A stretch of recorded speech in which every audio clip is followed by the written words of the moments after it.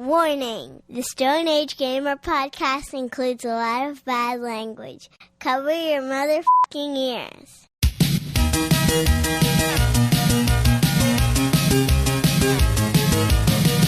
Good evening and welcome to the Stone Age Gamer podcast. I'm Kris Randazzo and joining me tonight is, unsurprising dearth of content, Dan Ryan. Unsurprising at best. It's the final 10, 20, 30, 40 of the year. Will we be finishing strong, or will December prove to be the light month it always is? Say goodbye to the NES for a while, because the Stone Age Gamer podcast starts now.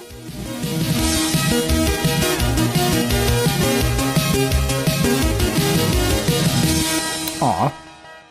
I don't wanna. Yeah, it's fitting right in the gap, like, we're gonna get some at the end of 85. And that's probably, because like that's when we're now past where the NES games are coming out, but the NES didn't launch. Isn't going to hit the fucking 40 until October. Jesus. Good God. Oh, we're old. Hi, everyone. This is episode 547. It's the week of January 3rd, 2025 for you. And welcome. For anyone new here, this is the official podcast of StoneAgeGamer.com. Dan and I talk every week about what's happening in the world of video games from a retro gamer's perspective, as well as whatever the hell else is going on in our lives. And speaking of which, I just noticed that we had a new listener on YouTube as of 2 hours ago. The Fox 325. LOL, love the podcast. First time listening. Get educated about the gambling in FC games and CS:GO skins. Ha ha ha. You should know about that. And then he said, CoffeeZilla just did a great 3-part piece on gambling in video games.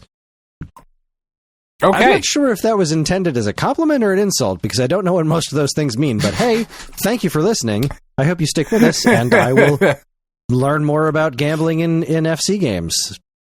Do you know that's what what FC FIFA's games called are? now, right? That's what FIFA is now? Yeah. EA, yeah. FC, EFC. Yeah, that and Counter-Strike Go, I believe, is the CS:GO. Oh, well, what's Counter-Strike Go? Oh, I don't know. I obviously need to get educated. He's not literally he just me or she or like, they. The hamster was running on the wheel. I was like, wait, Counter-Strike. That was an Xbox game. Go? Is it like a cross between Counter-Strike and Pokemon Go? Or like the checkers? Or you just try, walk like around. Go? The board game? Right. True. It could be like the Japanese game Go. I have no idea. I don't either. I don't know anything. The listener is not incorrect in our lack of knowledge on either of those things.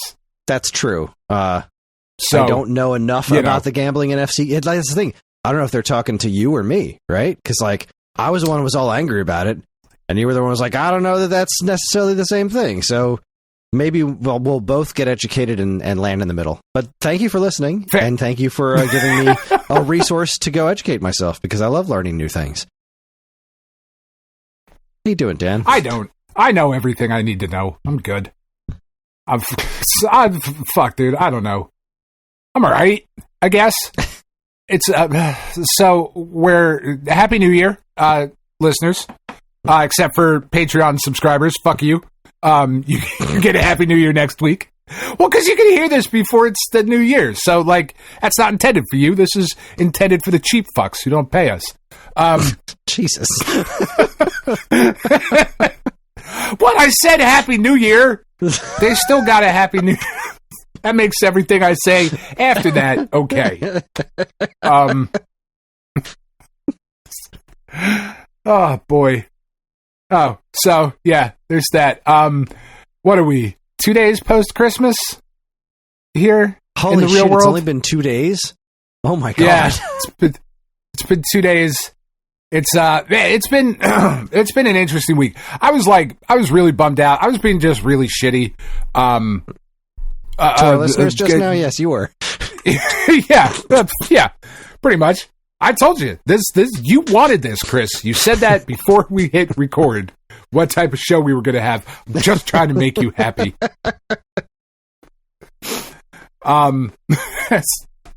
Yeah, no, like I've just been like just really bummed out. about Christmas this year, mostly because I couldn't go do any of the things that we normally do for Christmas, not just because of the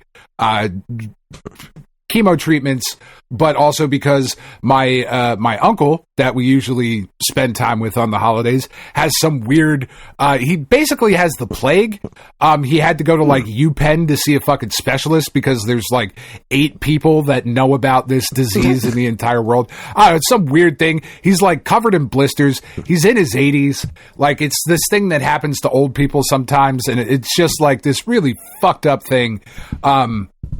So he's just covered in blisters and in pain. And he was like, I don't know, maybe we shouldn't, get together on Christmas Day because I'm going to see the specialist and a couple days before, and hopefully they'll give me some medicine. And then his wife, my Aunt Leslie, who's like one of my very, very favorite people in the entire world, she had to undergo a procedure today because they thought she might have a blockage in one of the arteries of her heart. She did not. So they did not have to do the extensive procedure that they thought they were going to have to do today, which is great. But also, once you start down that path, like, there's shit that comes after it. So like that kind of, so we had to push back family Christmas. We're going to try and do it next year. Also because I felt like shit. My hands this week officially, I think, I know I've been saying it for a couple of weeks now on the show, or months, maybe at this point. I don't know. Time has no meaning. That my hands are starting to, get numb and, feel useless and whatever. And, no, they weren't actually before. Now they are. I was, it was, to tell you how bad my hands have gotten at this point, I had to have, one of the presents I got for Christmas was a record that Tiff ordered from Amazon, right? Amazon ships usually their records in a lovely cardboard vinyl packaging with the little tear strip. Okay? Yeah, sometimes they do. Sometimes they just toss it loose in a giant fucking box. Depending on who you get. Most of the time, they come in that nice vinyl shipping container. And that is what my record came in. And I opened the wrapping paper and saw the cardboard packaging and, did the dad thing of, cardboard box, just what I've always wanted.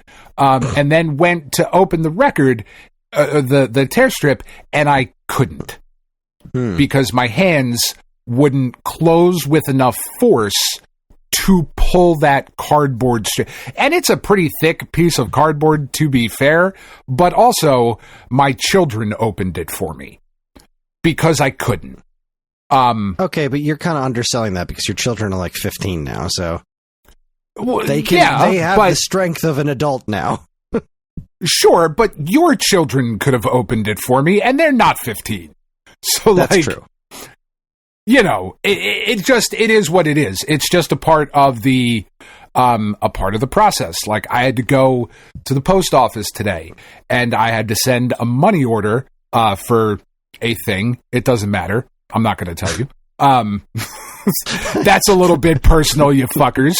But I had to send a money order for a thing. Yeah, no, I'll tell you. You know the real me. These jackasses, they don't know. Sorry. I'm in a fucking mood.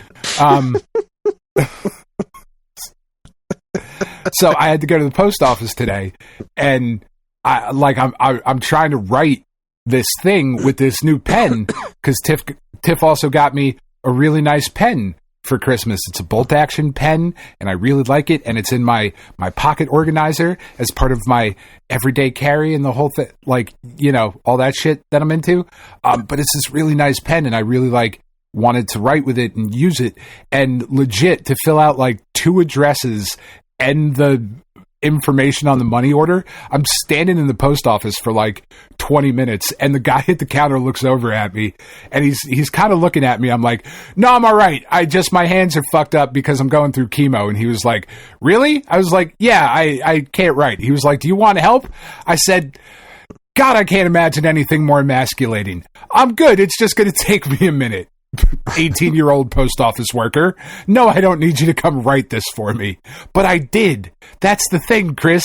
I did kind of need him to come write it for me because it took forever. It's like, oh, man, this sucks.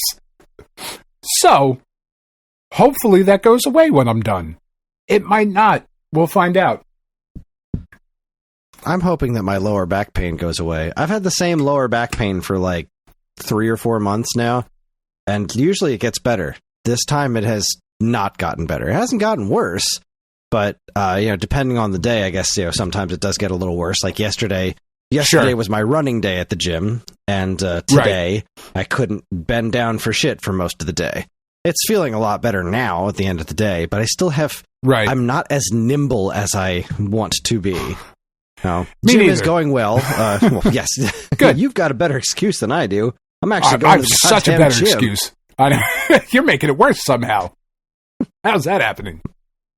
Well, I guess as a general update, that is going much better for me. I'm falling into a rhythm. My problem now is figuring out my sleep schedule. Figuring out exactly when I'm supposed to be doing gym stuff, because I'm getting up as early as I have been. Getting up at 5 to go to the gym is not working for me sleep schedule-wise. I'm just not getting enough sleep. So I tried pushing it back to 5:30 this week. Just early. It is, and I'm awake at that point. Like, getting up at 5 and getting out the door is great. It's just that I'm worthless by the end of the day, which is not acceptable. So I'm trying to figure out what the solution is. I tried 5:30 this week, and I'm not sure it's giving me enough time to get back and then get the kids out the door to go to school, because they're not in school this week. Right. So I'm being pretty lenient with it. So what time are you going to bed? I try to be I try to be done with everything, eyes closed, by no later than 11:05. Dude, that is not enough sleep. It's just not enough sleep. I am well aware that is a problem. It's not enough sleep. So, 11. And this is coming from me. I hate sleeping. It's 11 to 6 is my usual schedule before I started the gym. And since the goal is by this time next year, I want to be going to the gym 5 days a week. I'm just doing it 2 days a week now, and it's not enough. Summer vacation's not going to be a problem because I don't need to get the kids anywhere on time. And so I don't know. We'll see if I'm going to see if 5:30 works, right? Because I'm okay with getting to bed by 10:30 to 5:30. That's okay. It's not though. Like, you got to be asleep by 10. 8 hours. Like, that's where it. And I know, like, everybody's different, and for adults, it's like between 7 to 8 hours and all of that. Yeah, I can't get 8 hours of sleep. I can't do that. I won't sleep for 8 hours. Like, my body will not do it. 7 hours seems to be my sweet spot. So as long as I'm able to get 7 hours, I'm usually good. But if I get less than 7 hours, that's when I start to fall apart, depending on how much less it is. So 11 to 5 that's not going to cut it. That's not doing it for any. So if I'm like, every now and again, sure. So if I'm doing 10:30 to 5:30, that's better. That's 7 hours. But I just need to make sure that I'm in bed by 10:30, and like that's lights out, ready to roll. And it doesn't take me long to fall asleep, especially since I stopped being on social media. I'm not doom scrolling anymore, so like I just get into bed, and then I'm ready to turn out the lights after reading like a page or two of a book and put myself to sleep, and then I'm good to go for the most part. So I don't know. It's an adjustment, but it's figuring out how to make that work, because it is extremely important to me that I make this work and that I keep doing it. And I want it to be a regular part of my life, so that I can stay healthy. And we'll see how it goes. Because the morning seems to be the only time I can carve out, right? Because I've got to be at work. I have to be working during the day. I have to be able to pick up this kids from school. Karen has to be in the office a couple of times a week. Like, it needs to be a regular thing that I can do that's not taking away from anything else that I'm currently doing besides sleep, which is fucking awful. Right. So, I don't know. I'm getting there. But it seems to be leveling itself out into a decent enough position, you know, when I'm not dealing with bouts of insanity. Insomnia, not insanity. Sure. I was definitely either way having some real insomnia problems this past week, which is probably why I'm a bit under the weather right now, because, you know, insomnia sucks. It does indeed. I just keep It is not fun. I don't know if insomnia is the right word, because I'll get to sleep just fine. It's just then I'll wake up at like 3 a.m. and be like, well, it's time to start the day. No, it's not. Go back to sleep. Yeah. No. And then I'll just lay there. It's like, what are you doing? Why aren't you sleeping? Fuck you. That's why. Go get to work. You got shit to do. Go do it. Go do it, you prick. Asshole. There's My laundry. brain is such an asshole. Exactly. Yeah. There's laundry to fold. There's floors to clean. Oh, there's floors to clean. I got my mop, Dan. I know you did. I saw. I posted it. Very excited for you. I'm very excited for me too. My kitchen floor has never been that clean, like to the extent of I was walking in there with socks on and I almost slipped and fell. Right? I told you. And like that's not because it's of like the best. It's not because of any residue or anything. It's because that's how clean the fucking tile is. And there's no soap residue because there's no fucking soap. It's steam cleaning it, Dan. It's magnificent. It's the best. I know you know.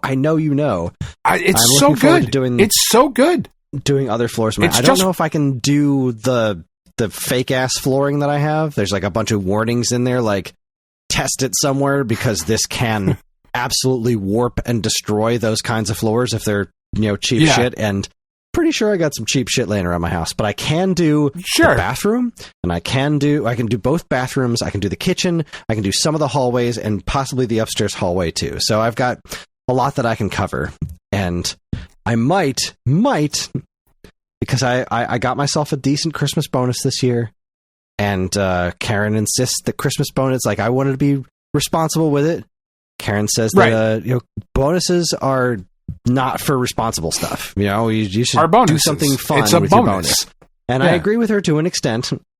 I'm kind of back and forth. Yesterday, you're putting in a pool? I'm putting in a pool. This little miracle hadn't arrived. It's flying you all out here to christen it. No, so yesterday... Sorry. Christmas, but like I didn't get a Christmas bonus. I don't need one. Ryan should give me one because I mean, let's face it. Why are you even at the company if not for me? But like Christmas bonuses are not a thing that most people get, and it used to be such an expected part of our lives that they made a whole ass movie about not getting a Christmas bonus, and it's a beloved movie. But, like, we just ignore that part of it. We're like, yeah, no, fuck. The corporations, they just don't do that anymore, and we're cool with it. It's weird. Anyway, continue on. So, yesterday, Christmas Day, I went out to have dinner at my sister's house, which I wasn't enthused by. But, you know, these things happen. But while I was there, I actually went hands-on with Astrobot. And I almost bought a PS5 yesterday. It's so fucking good. It is a really good game. It is. It's a really. I was sitting there really trying to decide what I wanted to do with myself yesterday, and the answer was what I wanted to play was Astrobot, and it was not an option because I don't have a PS5. And so I've been keeping a running list of reasons to buy a PlayStation 5, and once that list got to a certain point, the idea was, okay, once I reach a certain point where it becomes there's enough reasons for me to get a PS5, then I'll break down and get one. And we're getting pretty close. I didn't ultimately pull the trigger because even though it's on sale for $425 at Best Buy, which is a solid price, it is. I'm not quite there yet. I was rubbing right up against it. Just rubbing right up against it. Yeah. Like, I'm going to get in the car and go buy a PlayStation 5. And I wanted to go talk to Karen. She was like, well, I mean, that does fit the bill for doing something with... I mean, if I could offer my opinion on what you should do with your bonus money, my thought would be Switch 2. Well, see, that's the thing. I already have that money set aside. I've been using my gambler. My gambler money is set aside.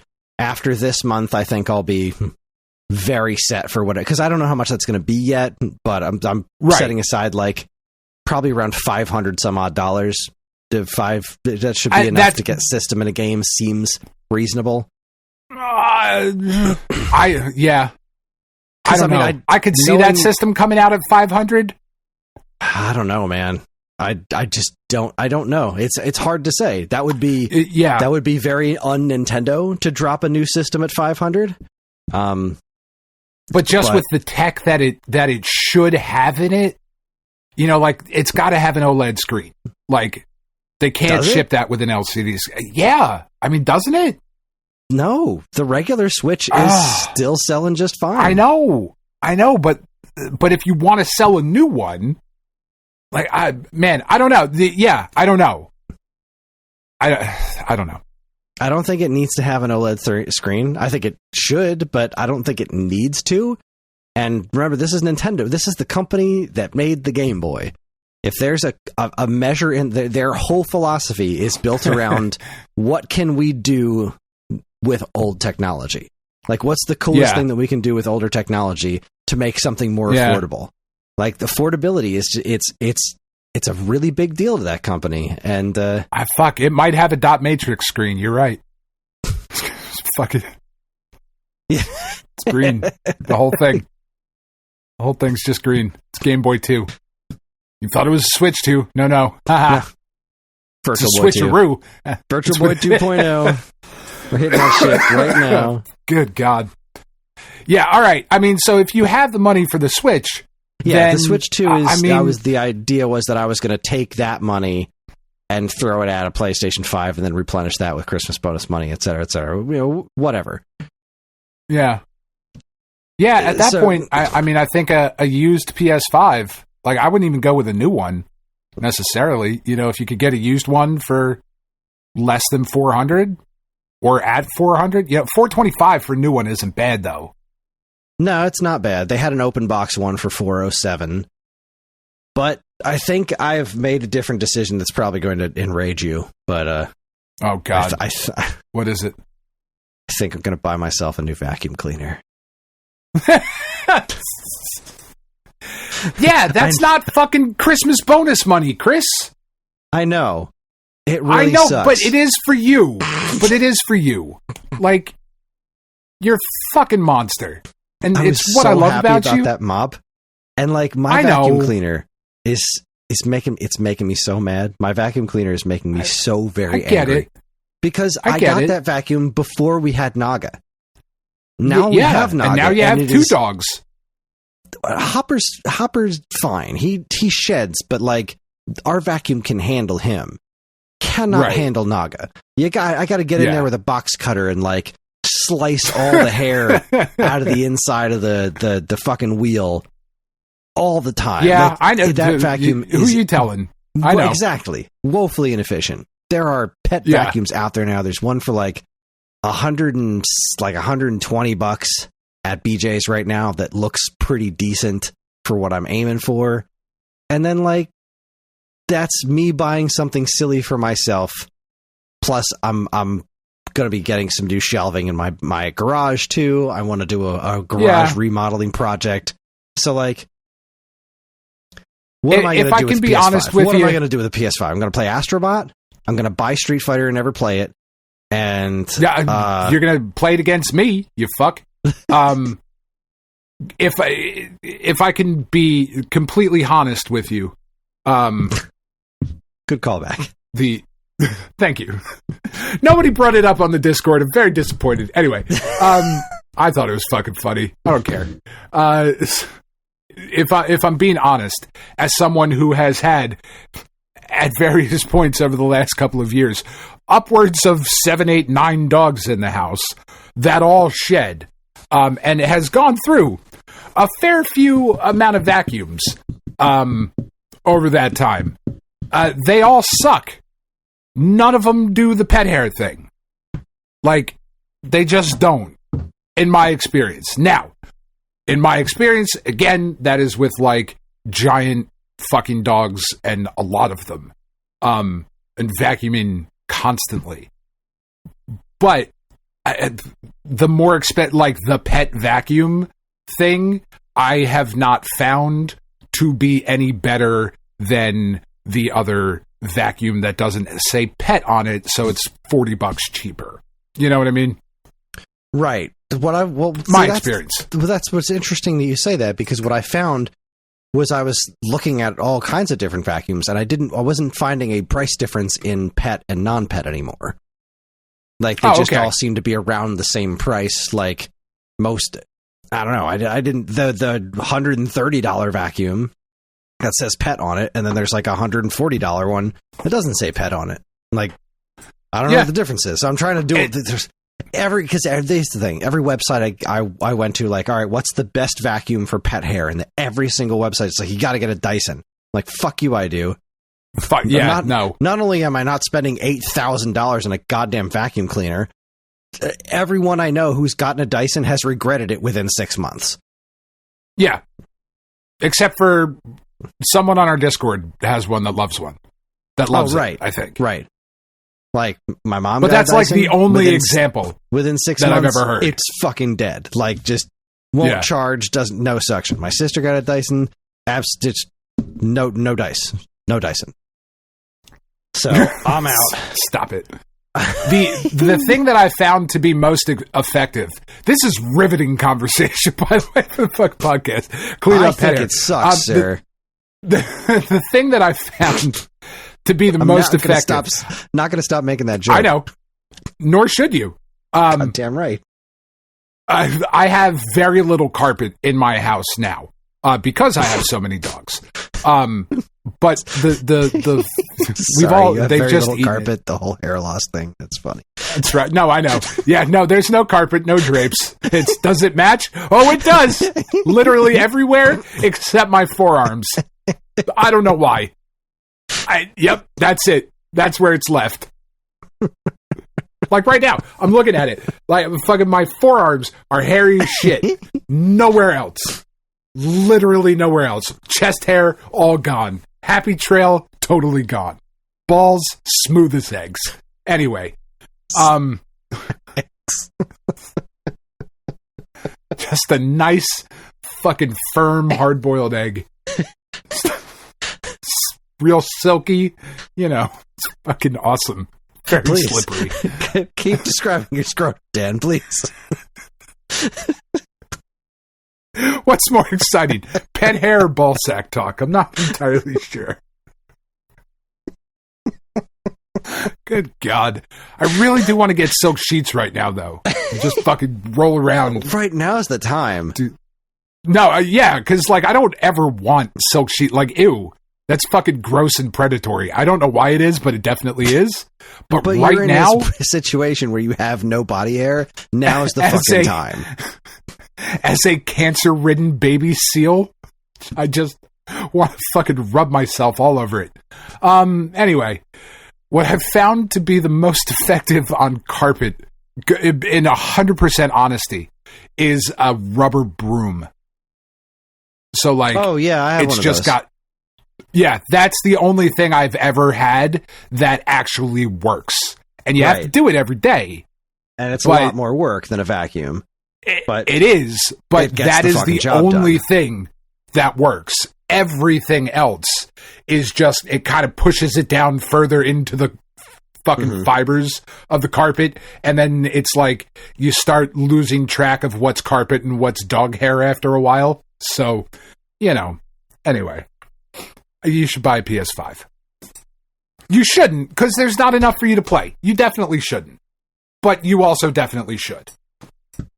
Yeah, and that's really where I'm at. Like, I want one, but I don't need one. Like, I'm just not there as much as I want to be. It's like, well, if I get one, what am I going to do with it? And once I started asking myself that question, once I started second guessing myself, I knew it wasn't the right decision.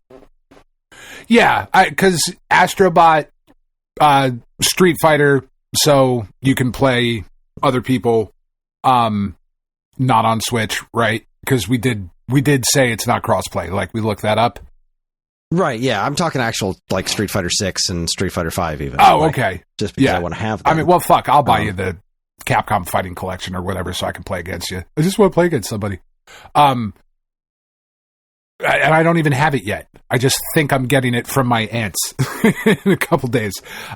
Anyway, but what else? Like, what other games are there for you right now? Like, there's cool stuff. The Spider-Man games are really fun. Yeah, I wanted to play the new Star Wars game. I don't need a PS5 for that, but I wanted to do that. I wouldn't mind trying out Pacific Drive. You've been talking about it for a while. And yeah, I'd like to finish Stray, but I would like to do it on a system that's not the Switch. Yeah. I would also like to get Pacific Drive on the PS5 because the Steam Deck just pushes it a little too far. I have to lower the settings a little lower than I want to, and some of the text is kind of hard to read on it. And that is something that I've noticed over the last couple of weeks. Like, I increased the font size on my phone because, sure, I'm that old now. Like, for the first time ever, I started doing the like the your dad at the restaurant, like with the menu, trying to get it in the exact right place where he can read it, even though he knows he's going to get a fucking patty melt. Like, why are you looking at the menu? You're going to get a patty melt. You get a patty melt everywhere we go. Anyway, but you know, that fucking dance, I started doing that with my phone, and I was like, oh, well, this sucks. I don't like this. So, like, it's just a little hard to read on the Steam Deck. But, yeah, like, Pacific Drive's really cool. There's just not a... God of War Ragnarok is incredible. Like, it's one of my favorite games ever. I thought it was just fucking outstanding. And you played I gave you the God of War, right? Did you play it on PS4? No, I did not. No, you should. It's awesome. Like, and I think you'd love it. I really do. I feel confident that I would. And yet here I am. Yeah. Yeah, I mean, it's definitely not the right choice. It's not. Yeah. I could not, in good conscience, get a PS5 and not get the black faceplates for it either. Because I refuse to have that ugly-ass thing in my house. So whatever the fuck it looks one, like, yeah. I can ignore the black. I can ignore the black. Yeah. The bright white, no, I can't do that. So, anyway, I'm going to get myself a vacuum instead of a PS5. Because I'm a jackass. You're such a responsible adult. It's gross. I hate it. Oh, my car Just smells buy a bunch funny. of baseball cards. I get out of my car and it's making a smell. And it's a smell that I'm like, that sounds like some sort of important fluid that's somewhere it shouldn't be. And that's concerning. Yeah. So I'm going to not spend a bunch of money in case my car needs a whole lot of money thrown at it. Yeah. And that makes me sad. Boo hiss. Yeah, who knows? There's lots of things that can and will go wrong. Yeah. Did you get anything else fun for this Yuletide season? Like I said, I got the mop, and that was like my number one thing. My number two thing was the nose hair trimmer, which I didn't get. There are two things in the universe that I didn't get for Christmas that I want to get for myself once extended family Christmas is out of the way, and I'm sure I didn't get them as gifts. It's the nose hair trimmer, right, and a Hickory Farm summer sausage. I didn't get any Hickory Farm summer sausage. Well, that is disappointing. I'm very sorry. Is. However, I got magnetic measuring spoons, which are super cool. Ooh. They are it's a stack of them. They all magnetically stick together and they sit within one another. They're double-sided with an oval side on one side and a circle side on the other. The circle side is liquid measure. The oval side is solid measure. And they all have, they're flat on the bottom. So since it's double-sided, you can place the spoon, you can put the spoon down on the counter and it won't like wiggle or fall over or be... And it won't spoon? Exactly. It'll stay level. speaking of levels, there's a leveler is another one of the magnetic pieces that sticks together. Ooh. So it's got sizes that I don't have. It's got like 3/4 teaspoon, which is fantastic because there's a lot of recipes that require 3/4 teaspoons, and then I have to go 3/4 teaspoons. Now I can just do 1/3/4 teaspoon. Boom. Fantastic. So I got those, and that was super awesome. I got this silly electric screwdriver thing, which is awesome. It's like a little magnetic Very one. nice. It's got like a bunch of little bits in it. It's rechargeable with USB-C. When it's screwing, it's got a flashlight built into it, so it's shining right wherever you're using the screwdriver. That's super awesome. Karen got me a couple of t-shirts, one that says "Never Lose Again" from Shorzy, and then an Ewok one that was kind of cute. What else did I get? It was the mop, the t-shirts, the screwdriver, the spoons. I think that was about it. That's all that's jumping out at me, at least from family. One of our listeners sent me some goodies in the mail. Reformat, who asked me so I got the package in the mail and I didn't recognize the name on it. And then I read the note that was included in it, and it was from Reformat, and I just always assumed his name was Matt. Because, that's a reformat is a clever name for somebody named Matt, but his name's not Matt. And he asked me not to tell anybody what his real name is. And I said, don't worry, I'm going to forget what it is in any minute now because your name is Matt in my head. And sure as shit, that's right. I can't remember what his actual name is. It's gone. His name is Reformat. I spoiled it. That's what it is. But he gave me a really cool book that is cool for a couple of reasons. He gave me 2 cool books, actually. So the first one is, it's upstairs. It's a book about the Virtual Boy. Give me 1 second here to find the name again. I started reading it last night. It's very interesting. There it is. Seeing Red, Nintendo's Virtual Boy. It is a book. It's part of the MIT Platform Studies series, which is super interesting. Okay. So yeah, it's a book about the Virtual Boy. It's written by Jose P. Segal and Benj Edwards, and I noticed at the top of it said Platform Studies, and so it's part of a series called Platform Studies. It's like, oh, there's more of these. Let me look on Amazon and see what they are. And the first book in the Platform Studies series is Racing the Beam, the Atari Video Computer System. I have that book and have not read it yet. And I was like, all right, that's awesome. I went downstairs and sure as shit, there it is, Racing the Beam, Platform Studies, written right on the top. I was like, oh, this is fantastic. So I'm going to read this Virtual Boy one first because I started it, and then I'm going to finally read Racing the Beam because I've been putting that off for ages, and I heard that book is super fascinating, and so far the Virtual Boy one is pretty fascinating too. It's a very scientific look at the Virtual Boy, which is neat. That's awesome. But the rest of this series seems super interesting to me. Like there's one about the Wii, one about the Commodore Amiga, lots of cool stuff that I'm very interested in. So hooray for books. The other book that he gave me was, let's see if I can find the actual name of it. It's a Zelda book. It's like a Japanese choose your own adventure book called the Adventure Heroes Adventure Heroes Books number 13, based on the Legend of Zelda. And what's super cool about this, I can't read a fucking word of it, but the artwork is the artwork is awesome because it's all, they were given just complete license to do whatever the fuck they wanted.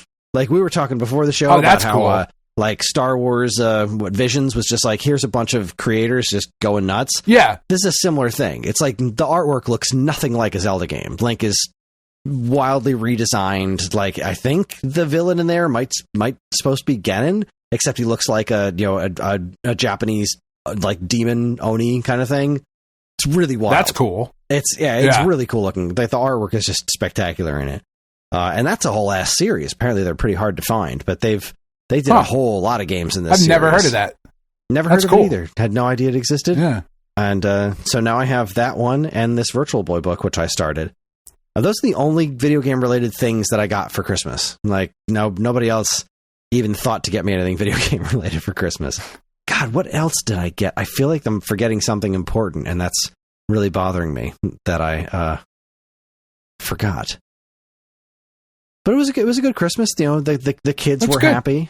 They got the things that they wanted most in the world. Ellie got this stupid watch on Amazon that has a pedometer built in, so she's been telling us how many steps she's taking.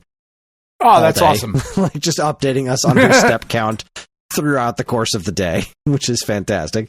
She's like, I'm taking more steps than you. I was like, first off, your legs are half the size of mine. Second off, you're a kid. You're constantly moving. I wish to be moving as little as possible. Most of the day, I'm in a chair. I do not do what you do. And thank God for that. I cannot do what you do. And John got this Enderman, the new Ender Dragon Minecraft set. He was absolutely thrilled. Oh, nice. So both kids had a great Christmas filled with all the things that they wanted. So nobody seems disappointed with anything they got. We gave John the new Dogman game on Switch, and he didn't seem to care at all. Aw. He got the new Dogman book, which he flipped out at. Right. So, like, I'm not really complaining that he's more excited about a book than a video game. It's just like, no, sure. I'm kind of surprised. Like, cool, I got the new Dogman book. Huzzah! And he went upstairs. He's already read it like 4 times. But like, nice. The new Dogman game, he just didn't seem all that excited about, which is weird. But maybe he'll play it. Maybe I'll get assigned to review it at some point. Who knows? Oh God, that sounds awful. No, we played the demo. Really it's not bad. First off, Dogman stuff is hilarious. Like, the writing is just genuinely solid on all Dogman properties. The game itself is a very basic platformer, so I would have no problem playing through it. I'd be curious if there's anything actually clever in it. Right. But the demo was fine. It wasn't like an offensively bad, here's just this garbage Flash game kind of a thing. It was like, here's a bunch of schlock. Yeah, this is a competent platformer where you play as Dogman's superhero alter ego, and good times are had by all. Except John, who got really frustrated because it was too hard for him. It wasn't too hard for him. He just has no patience. I didn't get this right on the first try. Fuck it. This game's terrible. Yeah. It's the hardest thing I've ever done in my life. I also spent a lot of time organizing Legos. Oh, okay. John has so many Legos, and we're trying to color code them, and he never cleans his room. Sure. And like, his cousins are gonna come over and have a sleepover on Monday, and there's nowhere for them to be because his room is a goddamn Greek tragedy. It's like, oh man, I am not going to show you pictures because I am confident that we win. But that's like, it's a weird thing to feel competitive about. Of like, oh, you think your kid's a fucking mess? Boy, let me tell you what.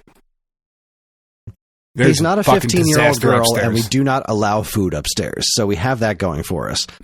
But yeah, well, I fucked up both of those.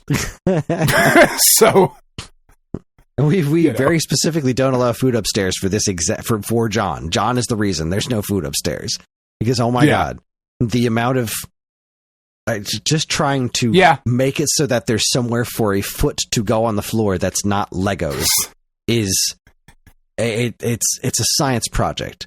So it's just this giant bin filled with literally thousands of Legos that I've been like picking at, just chipping away at it. I'll put a pillow on the floor, lay out all of his multicolored bins, and then just start sorting through this thing because he has so many Legos, but he can never find the ones that he's looking for. Like, oh, I don't have enough of this color. I don't have the pieces I'm looking for. Or like, I used to have this Lego set, but then it disappeared. I'm like, you have all of those Lego. It didn't. I promise. Your old Ender Dragon, it's in your bedroom right now. All you need to do in pieces is look for the pieces. And if you didn't want it to come apart and you wanted to keep it together, you shouldn't have taken it apart. That's if you wanted to put the Legos together with glue. All you need to do is just put those somewhere else and not rip them to shreds and then complain that you can't find the pieces. If he would just clean his room sometimes, it would be great. I did buy myself... Yeah. I'll talk about that when we actually talk about games we played. But no, I think that's it. I'm going to buy myself the vacuum. And I think that's going to be my Christmas until I find out what my in-laws got me, if anything. And if they didn't get me the nose hair trimmer, I'm absolutely buying the nose hair trimmer because it was like $20. As well, you should. I got to get myself a summer sausage. I can't go 100%. Through the year without. I love Hickory Farm summer. I look forward to that shit all year long. You deserve a big meaty sausage right in the mouth. I do.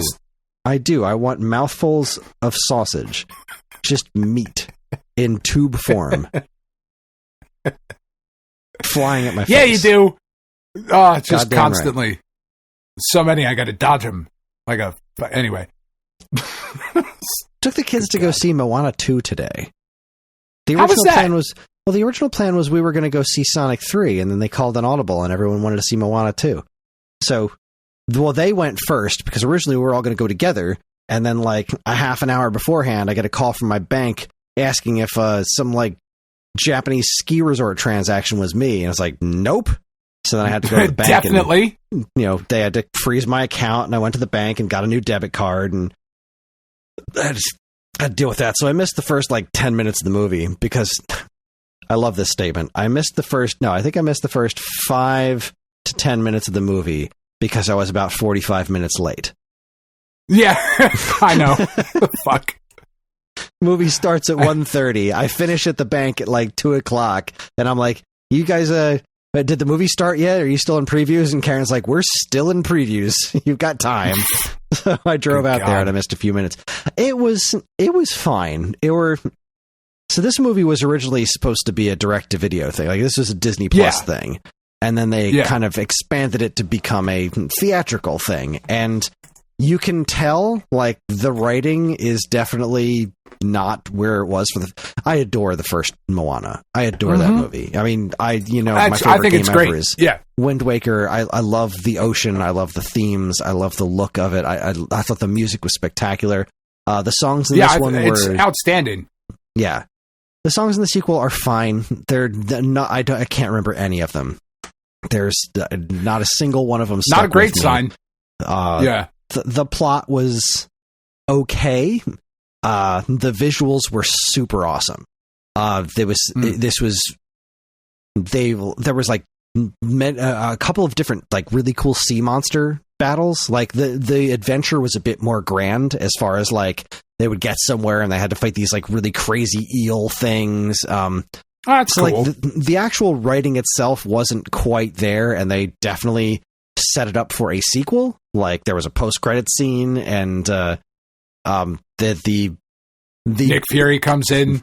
I'd like to talk to you about there was some sort of dark god that had a real problem with Maui and several other things, and they beat this curse, but they didn't actually face off against him.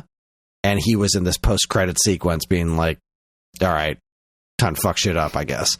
So fine, I'll do it myself. There's either going to be a series or a third movie or something. And like, again, cool. It wasn't bad. It really wasn't a bad movie. It just wasn't it didn't live up to the emotional resonance of the first one. Sure.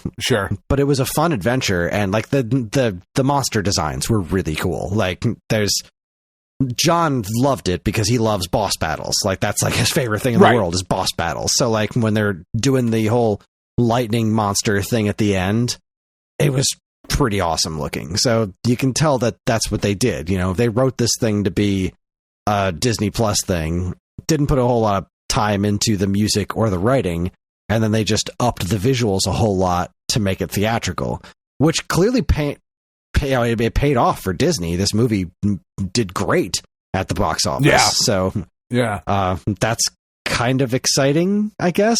Also, like Mufasa, I don't know that it tanked, but Sonic 3 kicked the shit out of it. So it really did. I hope that sends a message. Stop. I really hope they're not gonna. I really hope this Snow White one tanks. Because I think that looks the most egregious of all of them. That movie looks, which is saying something. It really is. Those seven dwarves. I don't know how far you got into Aladdin, but I think I got 10 minutes into Aladdin. And I was like, all right, I'm out. I don't know what the fuck this is. And like, I didn't hate the live action Beauty and the Beast. That's the only other one I've seen, though. Let's see. Just based Little on the previews Mermaid of the other ones. Okay. I wasn't crazy about see, Little like Mermaid. Like that was my kids are just a little too old to care about like live action Disney movies. Mm-hmm. You know, I didn't watch Lion King. I just refused to. I don't see. It seems like the most pointless thing ever because they could just here's everything great about the Lion King, and we're just going to not do that. We're going to very specifically not do things like color and expression. We're just well, fuck you. Like, what's the point? I could just watch the animated one. You made the same movie, so. And that was really the one of the bigger things. It didn't seem like it was my understanding from the reviews I read is they didn't even bother changing much. They just made that movie again, just worse. Well, just not as good. Which is like a listening choice. To a cover band do a cover of a song, and just playing it exactly the same way. Like, well, then what are we doing here? What was the point? If you're not gonna make it yours, if you're not gonna do something new with it, then why are we doing this? You know, it's one thing to do with video games because, you know, technology has gotten better. You can mechanically do things with remaking older video games that you just physically couldn't do before. But if you're not you know, if you're not going to change, if you're not going to make a movie different in any meaningful way, and there's nothing wrong with the original, then what are you doing? Yeah, because what's the point? Yeah, there is none. There is, but they keep doing it. They sure do. They made a whole lot of money off those Alice in Wonderland movies, and they were. Oh well, I've seen those. I guess they were okay, ish. They were okay, adjacent. Yeah, they were okay, Jace. I heard that Pinocchio one was terrible. And that was it. With Tom Hanks. Yeah. I heard nothing good about that, and the Lady and the Tramp was kind of a disaster, I think, too. Oh shit! I didn't even know they did that one. That launched Disney Plus. That never hit theaters. That was like, that's right. One of the things that'll sell you on Disney Plus. Like, it didn't really. It didn't. Yeah, no, it definitely didn't. I couldn't have cared any less about that. I was like, oh, you got Marvel and Star Wars? Dope, I'm in. Like, you already have my money. It's fine. Rest like, of this, you didn't need to do. Yeah. Bunch of bullshit. Yeah. So, yeah, Moana 2 was fine. It was a good enough time. I wish we would have seen Sonic 3 instead, because that seems like more of a movie. That seems like more of a movie theater thing. Yeah. Robbie really wants to go see that, and he's like, dude, can you please take me? And I'm like, shocked that you haven't seen it yet. That we haven't. Mm-hmm. Movie theaters are not the best place for me at the moment. You know, especially around the holidays when I'm surprised everybody else is going. Not. I'm surprised Robbie has not walked there to see the it's very close. We're very, very close to like actually having to do that. Because like, wasn't Robbie the one that was like, to stop him? Sonic 2 is the best movie I've ever seen in my life? Yes. Which is absurd. Yeah. And a failure absurd, on my part, like, as a parent. When that happens and Sonic 3 exists, yeah, I'm just surprised that he didn't walk up to you and say, "I'm leaving now. Don't try to stop me. I will see you in a bit. I will see you in 2.5 to 3 hours. I will be forever changed by Hedgehog Keanu Reeves, and it will happen now." I think, honestly, and this is like kind of sweet. Last year, I took Penn to see Godzilla. What was the new Godzilla? Godzilla. Zero. What was it? -1? I can't remember the name. -1. Thank you. Not 0. Fucking -1. It's further back. Fuck. Yeah. So I took Penn to see -1 in theaters, and it was just the two of us that went. And Robbie really wants just the two of us to go see Sonic. I get it. Okay. Well, all right. So I'll allow it. So it's like a thing, but I have to we have to go to an early showing, not Christmas week. So I'm not there with a bunch of other people, you know, because it's just not safe, really, for me to be there with a bunch of germs and strangers and theoretically children. You know? I get it. No, I get it. So we'll probably end up doing that next week. And I got to make it up to him is not the right thing. Tiff and I were going back and forth about what we were going to get Robbie for Christmas because Penn's computer shit the bed about a week and a half before Christmas. Right. So it was like, all right, Penn's getting a new computer. And she did, and she fucking loves it. And she has put, like, somehow in the 2 days since Christmas, I think she's put an additional 7,000 hours into Inscription. I'm not entirely sure how that happened, but she's just like, oh, I can play all the mods now, and this, and that, and it's so fucking great. And I got her the last Bendy game. I mean, actually, the listeners got her the last Bendy game because of Steam credit. But whatever. She doesn't need to know that. So I got her the last Bendy game, Bendy in the Dark Revival. And, like, I'm trying to go to bed the other night, or last night. I'm trying to go to bed. It's like 10:30, 11 o'clock or whatever. And she's playing it in her room. And, like, I'm laying there, and Tiff's downstairs watching TV. Robbie's in his room doing his thing. And Penn's playing the thing. And she grew up watching YouTube playthroughs, right? So she talks most of the time that she's playing video games. So I've gotten used to that part. But she hasn't really played any scary games at all. It's mostly been Inscription. Like, she just plays Inscription all the fucking time. It's insane. So I'm trying to go to bed, and I hear, wow, motherfucker! Like, screaming at the top of her lungs. She's like, you're not fucking getting me, you little demon! I'm just in the room laughing my tits off because my 15-year-old kid is in there just screaming at this video game because she's fucking terrified. And, like, fine. Knew we were getting another computer. It's great. And we asked Robbie, what do you want? Like, what's the big thing that you want? And he didn't give us anything to go on. You know, he was like, it's whatever. Yeah, it's stuff. It's like, that's not what I'm looking for, but okay, like, you want a hoverboard? You want a fucking samurai sword? Like, what do you want? You know, and Robbie is very... Hoverboard, samurai sword, that rhymed. Oh my God, yeah, put it together. A hovering samurai sword. I want to ride... Hoverboard and samurai sword. That's right, baby. It's a new podcast coming soon from geekade.com. Doesn't start with B's, so I won't be on it. But anyway, what was I saying? Oh, so Robbie doesn't like to be honest about what he wants because he doesn't want people to feel obligated to do things, right? It comes from a place of sweetness, but it's like, kid, it's Christmas. What the fuck do you actually want? You know, we're like, Tiff and I are going back and forth. Like, do you want a new iPad? No, my iPad's fine. Do you want a new computer? Like, Penn's getting a computer. Do you want a new computer? Nah, my computer's fine. Like, okay, fine. So Tiff decided that we were going to get him a TV. And I was like, he doesn't want a fucking TV in his room. He doesn't. Like, he's got his computer. He's got his phone. He's got his iPad. He doesn't want a TV. And she was like, no, he'll love it. He can do, you know, because he comes downstairs and likes to stay up late at night and watch YouTube videos and, like, be on the big TV in the living room. But then, like, we kick him out or whatever. Like, all right, get the fuck upstairs. This is my living room. Yeah, I don't want to watch whatever fucking weird thing you're watching on YouTube. I'm glad you like it, but I don't want to watch it, you know? Tiff was like, no. I do. I love it. Yeah, no, you get it.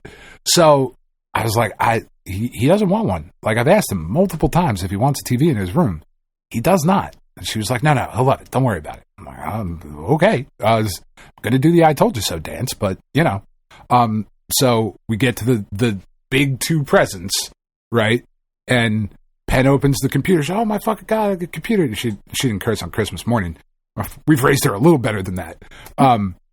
But, yeah, she's, oh, my God, computer, I love this. Thank you so much. And Robbie opens the TV, and he's like, oh, cool.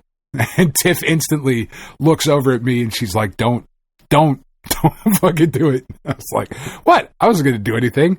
So I had to talk. He actually does want a computer. It's like, why didn't you fucking say that? Well, because you already got Penn one, and they're a lot of money. I said, stop being fucking responsible and buying yourself a vacuum with your Christmas bonus, Robbie. It's Christmas. buy a fucking PlayStation 5. So I had to take the TV back and get him a fucking thing. Yeah, like just kind of like a really weird, like his favorite thing that he got, a fucking Starscream, because we watched Transformers 1 earlier this year and completely obsessed with Transformers now. So we got him a fucking Starscream. It's like, this is the greatest thing that I've ever seen in my entire life. And I'm like, it's really not even a good one. It's like the fucking $13 one from Transformers 1. It's not even like a G1 Master, whatever the fuck, you know, the big expensive Transformers now. That's the one I was trying to find. I just couldn't get it anywhere. Even Amazon was like, I mean, you can have it in January. You prick, you should have ordered this in September. What's wrong with you? It's like, but we have Prime. They're like, yeah, I know you paid for it. It doesn't mean anything anymore, though. It's cool. Keep giving us your money. So, like, we got that one and a bunch of, like, Sonic stuff and, you know, all of that. So we're going to get him a computer so he can do the rest of the stuff. However, my big thing this year, so I got a few records. The Tiff took the kids to the record store that I usually go to. Because I said what I wanted them to do, what I thought would be interesting, was just go in there. I will put Discogs on your phone so you don't buy a duplicate, because I don't want you to be disappointed when I open it. And I'm like, oh, cool, but I have this. I just want you to go pick out a record. I'm not going to tell you what I want or who I like or anything. Like, just go pick a record from the store. Go give Bob some money. Because I've been in probably a month now at this point. And like Tiff said, he was actually really worried about me. Because like she went in and she was like, you know, we're here for Dan. And he was like, oh my God, I haven't seen him in a month. How's he doing? Is he feeling okay? Blah, blah. I was like, oh, Bob cares. That's really nice. So they just went in and just picked records. And Penn walked out with a Paul McCartney record. It was a couple years ago, Egypt Station. It was really good, really solid record, really liked it. And Robbie walked out with a fucking Mothers of Invention record. And I was like, holy shit, do you even know what this is? And he was like, no, it's just a really weird cover. And I thought it was cool. It's like this Frank Zappa and Mothers of Invention and the whole thing. So they knocked it out of the park with the records. Tiff got me Jim Blossom's New Miserable Experience, which is just... It's a phenomenal record. I should have that too. If they're not the most underrated 90s band, I can't think of anyone else. Like, they're just so goddamn good. And that record in particular is just absolutely incredible. So I got those records, and I got a couple Universal Monsters plushes, and I did get one of the last two Supermen figures that I feel I will ever need. Because I've really, you know, the Marvel Legends, I have just hundreds of them, you know, and I have most of the characters. But with the DC stuff, I've been really, really selective. And I have a Batman that I absolutely adore, the McFarlane stuff. I have a Batman that I absolutely adore. I have the Three Jokers from the Three Jokers storyline. So, like, I don't need another Batman. I don't need any more Jokers. Like, those are good. But I didn't have a good Superman because I haven't loved the McFarlane Superman stuff yet. And then they put one out for Action Comics 1000, like based on that appearance, and it's gorgeous. And I was like, yeah, I have to have that one. So I got that one for Christmas. And then the only other Superman I'm going to need is that they did put out and I don't know that it's in stores yet, but it's like coming from online retailers.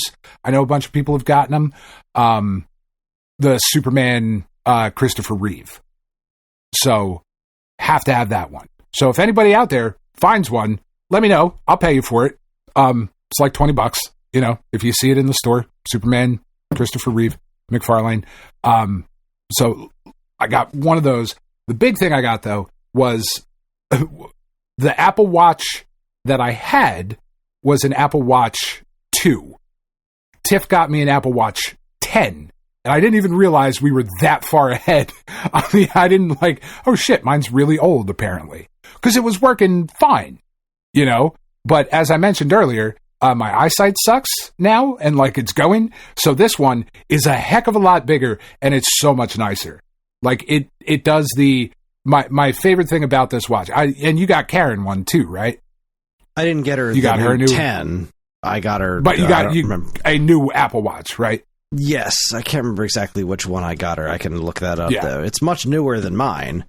Which is, I think mine might be a 2 as well. Yeah, I mean, really what I'm saying here is that Tiff got herself an Apple Watch for Christmas. I just happened to get an upgrade because she now has mine, which was nice of her. The coolest thing this one does, so if you get a text message, right, and you hold your wrist up to look at the text message, if you click your thumb and pointer finger together twice, it pulls up the text message and then allows you to send a voice response. And if you click your fingers together twice again, it then sends the fucking text message.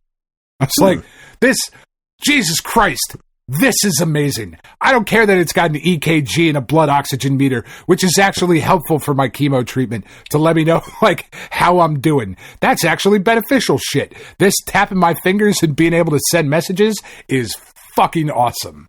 And I love everything about it.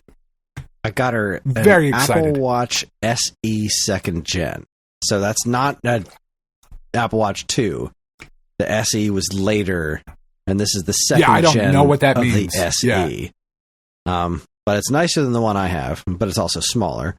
Right. It's got the smaller watch face, because I didn't think she'd want the big honking one. And she loves it. She's super... I spoiled the shit out of her for Christmas. She was... I think this is the first year that I may have won in the gift exchange between the two of us, because I got her that. I got her this piece of jewelry that was on her Christmas list. The only thing I got off her Christmas list was this necklace that says, what does it say exactly? It was something snarky, right? It was like, I think you mentioned it. Crush the patriarchy or something like that. Something. Yeah. I want to say it's fuck the patriarchy, but it's not. It's something. It's something the patriarchy. But either way, I got her that. I got her the watch. Worship and adore the patriarchy. Yes, that's probably what it says. Yeah, clearly. And then I got Thank her... God for the patriarchy. A gift certificate to this... there's a local hair salon. One of Ellie's friends' moms runs this hair salon that's like this super weird... for like... It's a hair salon for weirdos, like us.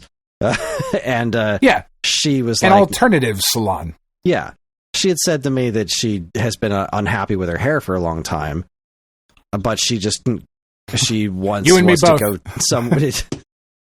She wants to go somewhere better, but like, she can, why do that when she can, go get a $20 supercut? Like, well, because your hair, if you don't like the way you look, you're not going to be as confident. And if you're not as confident, you're not going to do the things that you want. You're not going to have the confidence to do the things you want to do. So, she said the head case hair salon was where she wanted to go to, but she's like, I don't think I'm cool enough to go there. And I'm like, fuck that noise. So I drove out there, and I was just like, Karen wants to come here to get her haircut. How much does it cost to get a haircut? Give me that on a gift certificate, and that's her other present. So I feel pretty good about that. That's awesome.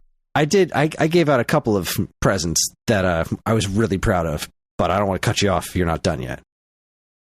No, I mean, pretty much. I didn't get anything video game related yet. I do think I'm getting something from one of my aunts. And Tiff apologized for not being able to get the Metal Gear Solid collection physical on time. She was like, I will get it for you at some point in the next week or two. I'm very, very sorry. I just couldn't. The stores I went to, they didn't have it. She was like really upset. I was like, it's really okay that you didn't get me 5 games that I've played through at least 5 times each. It's really all right. Like, I'll get it at some point. Like, don't sweat it. I did get her the things she wanted more than anything in the world. There were 2 things.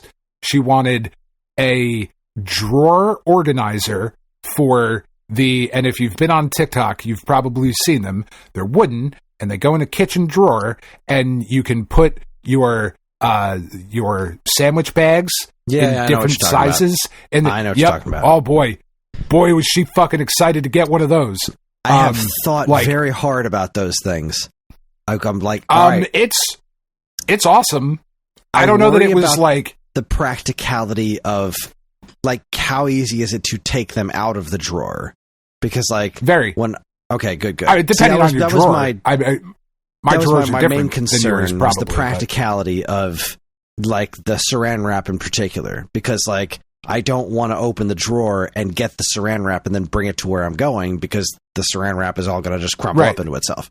I need that to be directly next to what I'm working with. But all right, yeah, go on. Well, and the nice thing about them too is they have a little cutter on the front, so like your tinfoil and your saran wrap and your parchment paper or whatever the fuck you have in the rolly bits, like you roll it out and then slice it. Yeah, it's very nice. She's very, very excited about that. And then before our house was on the market, before we bought it, the kitchen was redone a little bit, updated. And they put a microwave over the stove, which is fairly common, right? Except they got a microwave that is at least 4 times bigger than it should be for the fucking space that it's in, and does not have what you typically have in a microwave over your stove, which is a vent/fan and a light, right? It's got that like combo thing on there. So whenever we are cooking on the stove, and when I say we, I mean literally anyone else who comes to my house, because it's definitely not me unless it's ramen. When everybody else is cooking, like you almost can't even use the back burners on the stove, because in order to like look at the pot, you have to duck your head under this big fuck microwave that also doesn't vent anything. So she was like, I need this microwave to go away, and I need an actual vent hood in here. And I was like, let's say no more. I can't install it for you right now because none of my pieces work, but I will buy you the vent hood. And she opened the vent hood and fucking squealed like you and I would have opening up like a fucking PlayStation or an N64 when we were children. Like, she was so excited. I was like, all right, fucking sweet. I don't know why, like, I guess I get it, because I don't cook, so it looks annoying, but it also doesn't look that exciting to get a vent hood. But she got a vent hood. So you're talking to somebody who wants a vacuum cleaner more than a PS5. Like, I get it. Believe me. That's a good point. That is a very good point. I was so happy when I mopped my kitchen floor. I was so goddamn happy. Just could not have been happier. I get the steam mop thing, though. I do get the steam mop thing because it's so easy and it's so quick and it's so clean. Like, that is one of the only products that I've ever used where I've been like, yep, this was worth literally every single penny that this cost. Whatever it cost, that was the perfect. That and the bidet. Those are the two things where I'm like, yep, 100%, everybody should have one.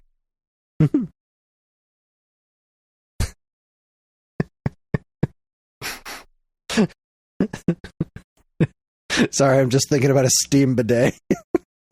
Oh God, no. I would like to upgrade my bidet at some point so that it has warm water, but steamed. I don't know that bleached asshole is on the menu. I just don't. I'm not. It just peels the skin right off. I don't think that's what you want. I don't know. That's not what you want. Seems like a terrible idea, but what do I'm pretty sure it's not. I mean, because there are some mornings where, like, because like you, I also get up at like 3 o'clock and my body's like, what are we doing? And, nothing. You have cancer, asshole. Go lay back down. It's like, nah, we're going to think about dying for a bit. That's going to be fun. So you're going to be up.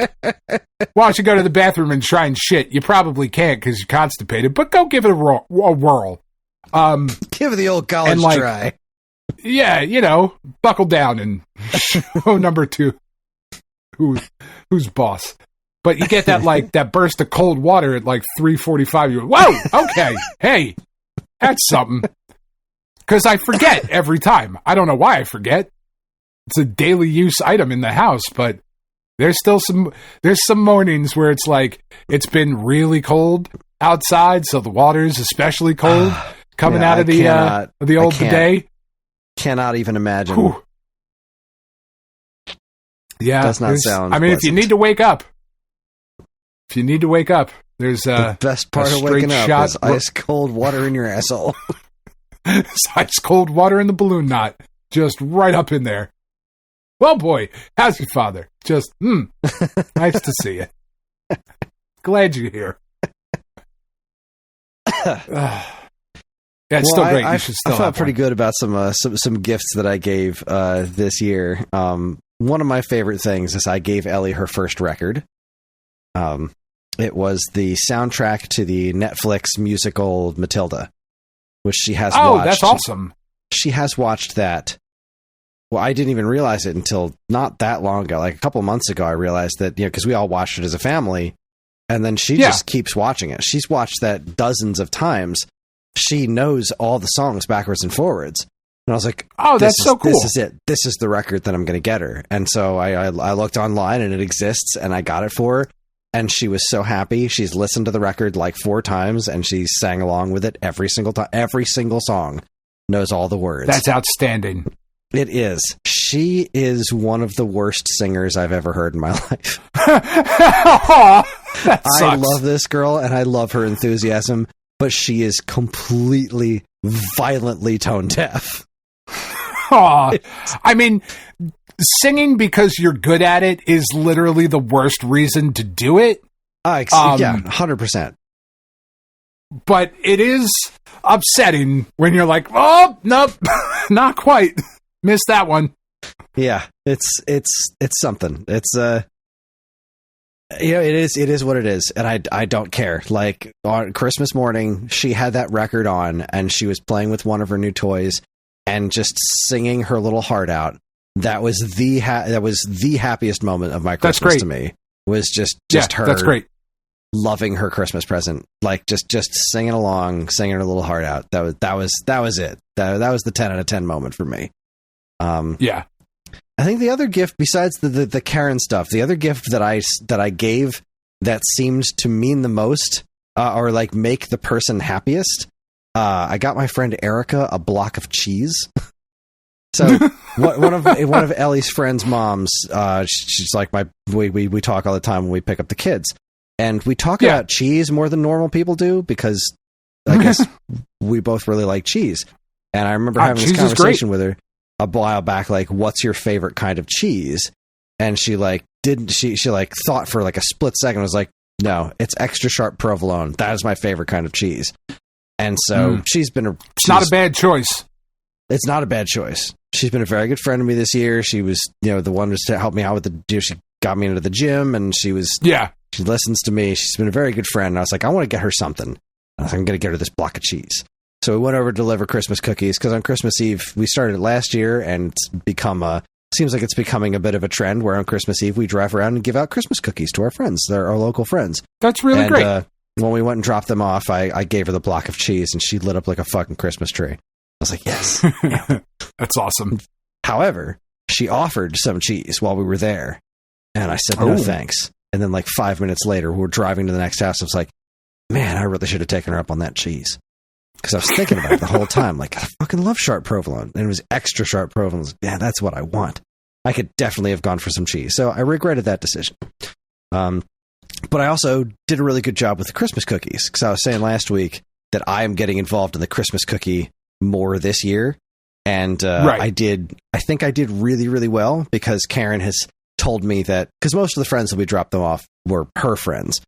And she has gotten a lot of compliments on the cookies that I made, with people thinking that she was the one who made them. And but she has not corrected them. She has corrected them. She's like, I'm giving you full credit on the cookies. Because I wouldn't. I'd be like, oh, you're so welcome.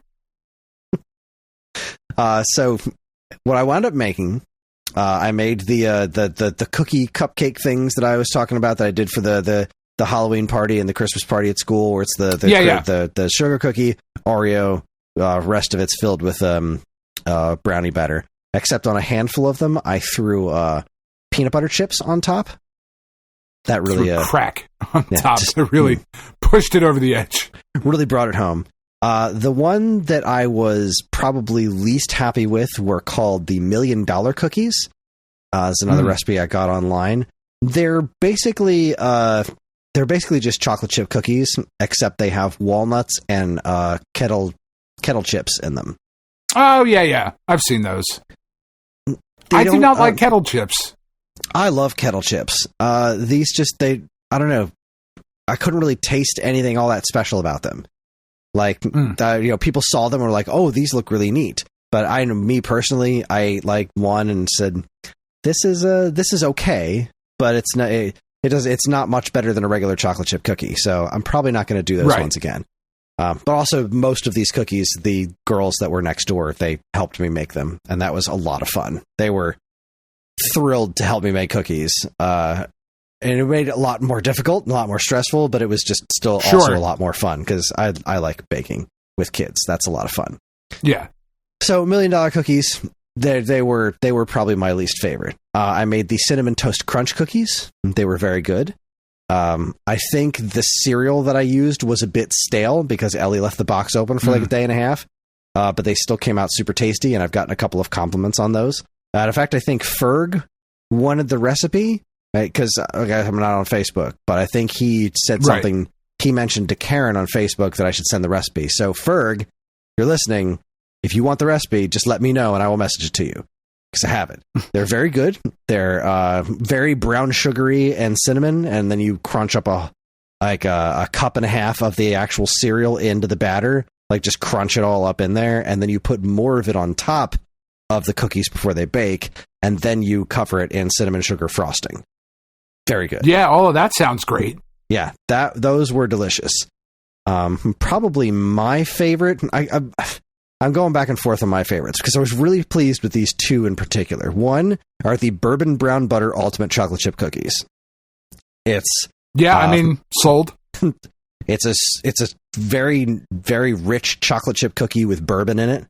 And now, you know me, I'm not much of a drinker. This is probably why all the compliments that Karen got, the compliments Karen got on these cookies, every person that she said I was the one who made them, and like, wait, what? Why? So I had never made brown butter before. These aren't made with juicy juice. What is this nonsense?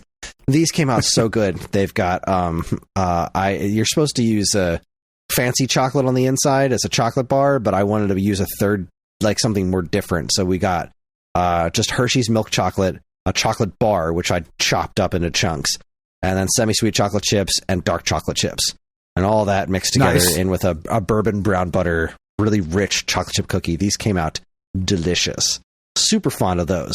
But the other one that I'm really happy with, which you can barely even call it a cookie because it's a no-bake thing. They're called avalanche cookies. And so it's basically like you're making a Rice Krispie treat, except instead of melted marshmallow, the binding for the Rice Krispies is melted white chocolate and peanut butter. Form that into like a cookie, and then you fold in chocolate chips and marshmallows into that whole situation, and then you cover that with more chocolate chips, pop them in the fridge.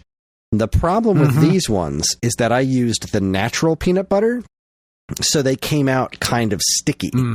So what I did, in order to combat that, which worked for about 20 minutes, was I covered them in powdered sugar, which was just made them even tastier, but it also made them even stickier. Ultimately not the effect I was going for, but I got a bunch of compliments on those, like saying that those were ridiculously good. So I'm going to make those again next year with like the chemically modern peanut butter, which I think will solidify better. But I think I'm still going to do the powdered sugar because that flavor was really good. It kind of reminded me a bit of that puppy chow stuff, you know, like the Chex Mix kind of stuff. Kind of gave me hints of that. So yeah, I really knocked it out of the park with the cookies. And of course, still my favorite is Karen makes these chocolate gingerbread cookies that are just, they're so goddamn good. Got some good ones from some friends. Got a hot chocolate cookie. My friend Bonnie makes those. Those are great. They're like a chocolate cookie with a big marshmallow and then covered in like just a big melted marshmallow in the middle of it, and that's covered in chocolate. Those are really good. Nice. My friend Erica made fudge, and I was like, "Holy shit, you made fudge!" And she here's what she said back to me. Let me see if I can find this, because see if you have the same reaction that I did. Where is that? Right, I said, "Holy crap, you made fudge." And she said, "Don't give me too much credit. It wasn't the candy thermometer kind. It was the marshmallow fluff kind." I don't know I've had about that. you. It's great. That you can make fudge out of marshmallow fluff. See, that's just as impressive to me as candy thermometer. So I didn't know that. I mean, I can't. No, let me say that again. I can't do it, but people that can do that sort of thing can. Yeah, I didn't know. It was fucking It's tasty. so good. And she also made these some sort of raspberry chocolate bar thing. Oh, okay. Yes, that was so good. I don't even know what it was. They all came with it. She put a little label inside the box, and that was something that she did that we need to do next year. Is that she gave out all our cookies in cardboard boxes, like disposable cardboard boxes. That's the way to do it. We have all these plastic containers that are going out that we're gonna have to track down, and half of them we're gonna get back. Yeah, no, fuck all that shit. That's nonsense. We got to get cardboard boxes for next year. That's the way to do it. Yeah, Money for nothing. That's absurd. But yeah, that's Christmas. We've been talking for a while. Did you play any video games?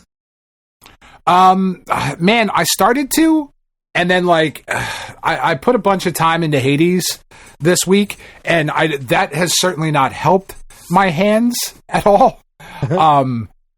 Like the Steam Deck is very, very comfortable, and then I also played it on the TV a little bit. I played it on my computer down here, and it runs beautifully everywhere, which is great. But that's really like after yesterday, about halfway through the day yesterday, because I finally got Tiff to get invested in it, and she was like, "Oh man, I really wish I would have seen more of this," because she does not like roguelites. She's like, "You're going to die, and you're going to go back to the beginning, and I don't want to see you go through the same shit again." I'm like, no, like, really trust me on this one. This one it's different, it's special, it's really, really fucking good. You're going to like it. The story is great, the voice acting's great, it looks gorgeous, blah, blah, blah, blah, blah. So I put it on, and she was like, "Well, now I'm sad I didn't watch all of it." And I was like, "I know, I tried to fucking tell you." But yeah, after yesterday, about halfway through the day, I put the game down, and we went out to the store to get some stuff for dinner, because we bought everything up till Christmas Day, and then like had some leftovers the day, or we were going to have leftovers, but there were no leftovers. That was the plan. So then we were like, well, fuck, we don't have anything to eat today. I know, let's go to the Asian market and get a bunch of like fucking cool ramen and shit, which is what we did, because I fucking love ramen. It's so good. Like, I don't know, you don't TikTok very much, do you? A little bit, right? No. Some Facebook reels with Ellie when we're going to bed at night, but for the most part, no. I don't know if you've seen the Bulldog spicy noodle ramen thing that was happening on TikTok. I don't know if that made it to Facebook reels or whatever, but Bulldog's a very, very spicy Korean ramen. It's a dry ramen, like it's not a soup. It's just the noodles and the sauce, and it is fucking crazy spicy. But there's a different way to do it where you mix like Kewpie mayo in and an egg and do a whole thing. It's fucking delicious. It's so good. Anyway, so like we went out to do that, and Tiff was like, "All right, and we're going to play the game when we get home, right?" And I was like, "We're really not, because I cannot feel my pinky or my ring finger on my right hand. And like, I don't need them necessarily to game, but like I can't, I was already feeling weak and whatever, so I'm trying to give my hands a break for a couple days." We did just get the excuse me. Fuck, I don't ever sneeze on the podcast. I'm very sorry. 500 and something episodes in. Dear God, I hope that one person who hates when we cough is listening. I hope you're listening and you heard the sneeze, and I hope it pisses you off. Leave it in, Evan. I'll fucking take this shit out. We did just get the Digimon collab in Puzzle and Dragons, which I don't give a fuck about Digimon. I couldn't care any less about I have no nostalgia for it. What I did care about was the fact that the producer of Puzzle and Dragons in Japan, Yama P, when they released this collab in Japan, like 2 to 3 months ago, whatever it was, he came out and he was like, man, we're not going to change it, but we really fucked up. And the one card, Omnimon, is way too strong. Like, we really overtuned this. So if you guys are looking to spend stones or money, this is probably the place to do it. And he was being legitimately honest. Like, this card is so much further advanced than anything else that is happening in Puzzle and Dragons right now, and will be for like the next foreseeable future. So I rolled really hard and got all the shit I needed for the team and tried to play through some stuff today. But again, trying to I have to put my phone down on on a table or on like an incline, and then you fucking like put a non-slip mat under it so that I could play pad, because I can't really hold it with my hand right now. And I laugh about it so I don't cry, because so I do hope it goes away. But I haven't really had time to play all that much just because my hands have been so fucked up. And that it's really bumming me out, because there's a bunch of stuff I really want to get. I bought a bunch of things on the Steam sale. I bought Children of the Sun, which I'm really excited to play. I bought fucking West of Loathing because that was on sale for, I think, $2. I was like, worth it. Chris talked about that enough. $2 seems like a fair price for this game. Fuck, I bought other shit I don't even remember. I still haven't bought Balatro on it. I'm not going to, even though it's on sale again. And there's like a bunch of, like, Blasphemous 2 is on sale right now. I really want to play through Blasphemous 2, but I know that I won't be able to, because that game it's hard, you know, like Hades I can get away with a little bit more, I think, than Blasphemous. And like Another Crab's Treasure is on sale. I'm like, fuck, there's all this shit that's on sale right now, but it'll be there again. Like, I'll get to it at some point. All right. Let's see, I didn't really do much either. Because here I am on vacation, not playing games. I'm cleaning the house and mopping floors and organizing lots and lots of Legos. I did do some fun, non-stressful editing on my next Mario video. That was really fun. That's I nice. had a couple of interesting points that I got to just, I didn't make a ton of progress. It was just like nice to do that without a deadline looming over my head. I'm probably going to do more of that before my vacation is over. The game that I landed on that I was going to try to put some time into on my vacation was Undertale. I played played the beginning chunk of Undertale, and I know there's like, all I've ever heard about is there's like, you can do the genocide run, you can do the neutral run, or you can do the pacifist run. And so far, I've been attempting to do pacifist, not because it's like, that's the hard one, that's the challenge. Just seems like that's what the game wants me to do. Like, the first character you meet just talks to you about how to get out of fighting. So like, you get to these little frog creatures, and they're like, the game's like, they don't really want to be here. I'm like, well, then I'm not going to kill it. Like, I'm not an asshole. So I tried to figure out how to not kill it, and then I did that, and I just keep going forward because it seems like that seems really interesting to me. What's the trick? Like, I see that it's harder because they'll, the mean creatures will still attack you, and then you got to dodge the attacks. And I've almost died a couple of times and really not very far into it. And you don't get any experience points when you don't kill things. Right. So I'm not sure if I'm going to stick with it, but it seems like the most interesting gameplay way to do it. Like, they're the most interesting puzzles. Like, all right, what do I have to do or say to this thing to make it not fight me anymore? Right. So that's been interesting. But I'm clever. Really not far into it. Yeah. Yeah, I'm not far into it. The music's great. So it's charming. It's a clever game. I like it. I don't think it's nearly as great as everyone else thinks it is. Like, it's good. You know, yeah, it's been like I like it, but been elevated to religion status. I think. Yeah, I'm not sure if it's a little. That's a bit much. I just met Sans and Papyrus. That's pretty much where I left off. I'm right at the beginning. I met Sans. He made silly jokes, and that was it. I tried Super Spy Raccoon, which is the new game from Flynn's Arcade. That is very interesting. I don't know that it's for me because I don't know that it works, and I don't know that it's well made. It is not a bad game by any stretch of the imagination, but it's really different from what you might expect a game like this to be. So it looks like, like a Donut Dodo or Murtop or whatever. It looks like an old arcade game. Like it's got that look and sound down. Like it looks like an old arcade machine. But it is not an action game. It's a stealth game. It is a pure stealth game. You're a raccoon, and there are things on the screen, and you need to steal you're a thief, and you need to steal all these things on the screen without getting seen. And it's as simple as that. You get seen, that costs you a life. That's it. That's the game. Huh. It's really well designed. I'm really bad at it because like it sounds really hard. Every single time I get seen, I look at it and be like, of course I got saw. Of course I did. I just didn't think of that. Like, it just doesn't seem to work with my brain. I'd be like hiding in a bush and I'll climb up there and this owl will look straight at me. I'm like, well, yeah, duh, I should have waited until the owl was looking the other way, and I didn't, and I got seen. It's neat. It's very cleverly designed. I think I've only made it like 3 levels in because it was just like, holy shit, this is not my kind of game. But it was enticing enough for me to keep playing it. But it was like I was failing hard at it.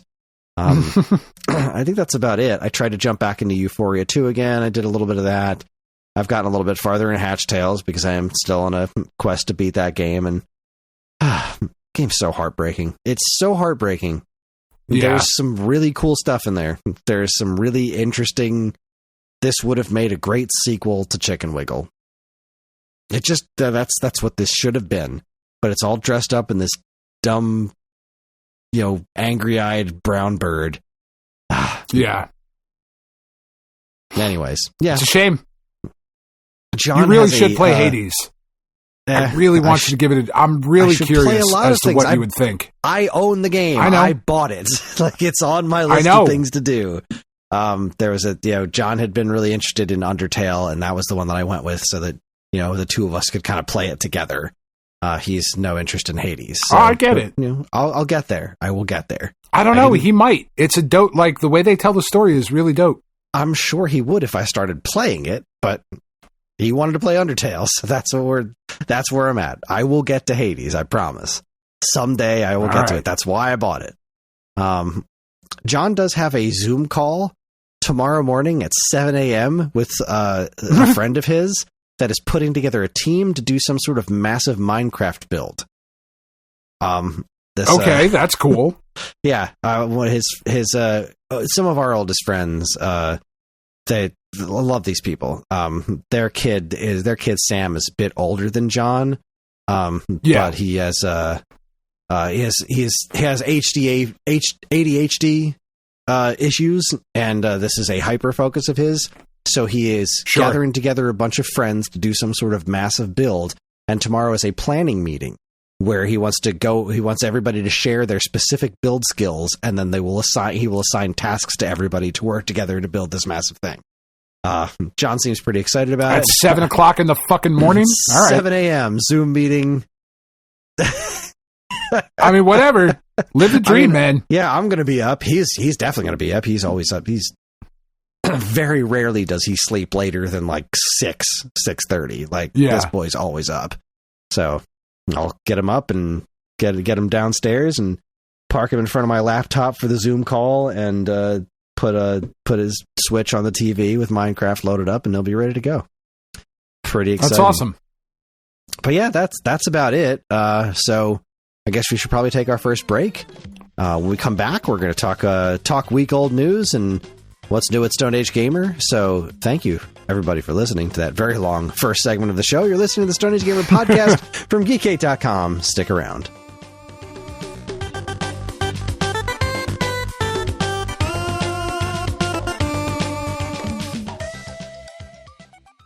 And now here's a quick look at what's new from us and our partners at Geekade.com. Hey everyone, it's another month with 5 weeks, and you know what that means? It's time to read some old-ass commercials for content that's technically still available for you to peruse right now at Geekade.com. What was going on in the week of August 9th, 2021? Let's find out.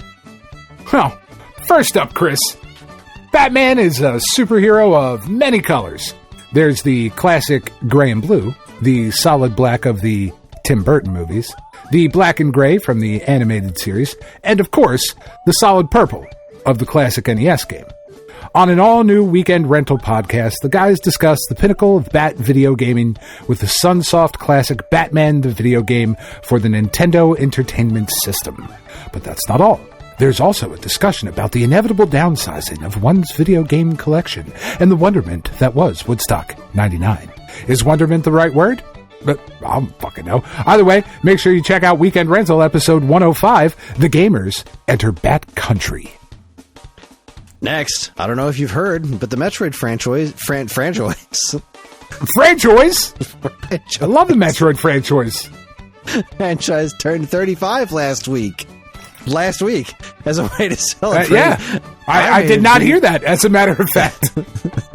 As a way to celebrate, I made a video detailing my complete Metroid collection, with quotation marks around the word complete because there are technically a couple of variants out there that I'm missing, but I honestly couldn't possibly care less about that. I'm not tracking down the Kmart exclusive Metroid Prime variant label. Like the Zelda collection video that came before, this one's about an hour or so long, so strap yourself in, and all that nonsense. But what makes this one truly special is not only my ever-expanding editing skills, but the music. This is the video I commissioned Banjo Guy Ollie to make 6 all-new covers for, and they came out great. So if you love Metroid, you should, head on over to Stone Age Gamer YouTube channel and watch Stone Age Gaming Complete US Metroid Collection, and leave a comment because that stuff always makes me happy. And holy crap, I have come a long way in my YouTube skills since this video. I know.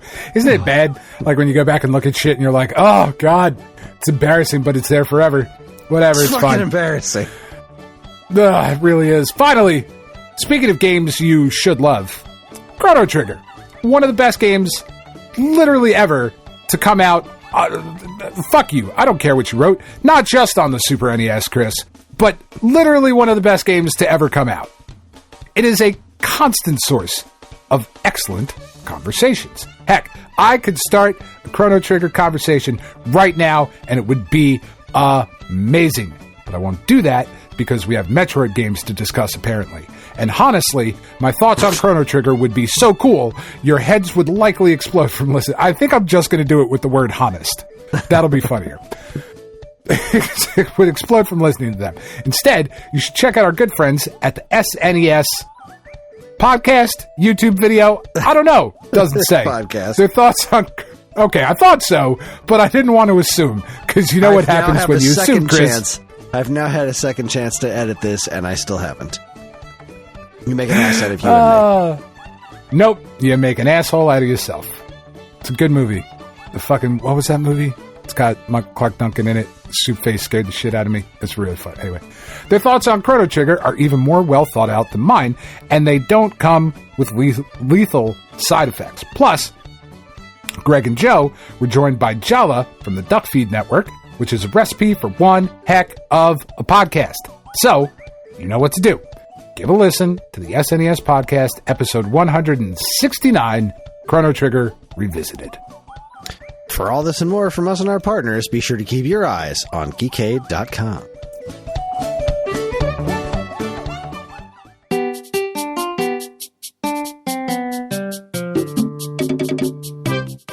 All right, everybody, we are back, and it's time to talk real quick about what's new at Stone Age Gamer. And once again, I don't fucking know because I'm on vacation. I am sure that there's something going on this week. It's probably just a lot of returns and exchanges and post-Christmas stuff. Your usual stuff. Good times. Yeah. The great oldies. I don't know. I'm trying to avoid it because I'm on vacation. Which means... That's right. It's time for my favorite segment. Your favorite segment. Everyone's favorite segment. Strap yourselves in for week-old news. Welcome to Week Old News, where we talk about all the news that was new a week ago. And first up, we have, from Go Nintendo, reporting N64 mic support discovered in Zelda Majora's Mask. Apparently, back in the day, the Majora's Mask has been, people have been rooting around in its code, and at some point it was intended to have microphone support. But this was eventually cut from the game, but the code for it still exists within it. According to the article, Zelda Majora's Mask would have let you use the N64 mic to do a couple of things. First up, you could take pictures with the Picto Box by saying, "Say cheese," and second, you could wake up Deku Scrubs by saying, "Wake up." Nothing mind-blowing by any means, and probably insignificant enough that Nintendo felt it best to leave out of the game. They weren't wrong. That is kind of silly, but that said, it's pretty neat. Let's see, it says, worth noting that with the code remaining in-game, you need to have a Japanese version of the N64 mic for this to work. You also have to speak in Japanese. In other words, this feature was either never meant for implementation outside of Japan, or Nintendo never got so far as to work on the mic inputs for other regions. Utterly fascinating. Yeah. I mean, that's cute. It is. I love the notion that this kind of shit's still being discovered. Yeah, it's kind of weird that it is. Yeah. Anyway. Water without stuff floating around in it. Delicious. Next up, Retro RGB reports Sonic Robo Blast 2 comes to the Sega 32X. I can't say I totally understood this. I didn't read the entire article. But this seems to be, let's see, it's always an honor to share stories like this, and I deeply respect the brilliant developers who pour their efforts into projects that push the boundaries of old systems. Today I bring you something truly special, yet another milestone for the Sega 32X. Apparently there was a 32X Tomb Raider in development? I didn't notice that. That's neat. Yeah? Yeah. Huh. I said back in January, so we missed that story from Retro RGB back in January.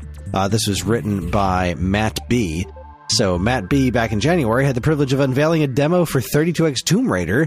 Now he's equally excited to highlight another Sonic Robo Blast 2 rewritten for the 32X. What is Robo Blast 2? I looked at the video a little bit before the show, and it just looks like a 3D Sonic platformer for 32X. And like when I say a 3D Sonic platform, I don't mean anything like Sonic Adventure. Like it's right. It looks like a 32X game. It's the frame rate's kind of awful, but at the same token, like it seems more like a 3D version of old school Sonic than modern 3D Sonic games. It's a very interesting looking project. Huh. That's cool. Doom 32X Resurrection. At the time, I joked with its creator Vic about tackling a Sonic Robo Blast 2 port. All right, so what the hell is Sonic Robo Blast 2? Because apparently this is a known quantity of some sort. And I've never heard of it. What is Sonic Robo Blast 2? Sonic Robo Blast 2 is a 3D open-source Sonic the Hedgehog fan game built using a modified version of the Doom Legacy port of Doom. SRB 2 is closely inspired by the original Sonic games from the Genesis and attempts to recreate the design in 3D. While SRB 2 isn't fully completed, it already features tons of levels, enemies, speed, and quite a lot of the fun that the original Sonic games provided. Huh. I had no idea.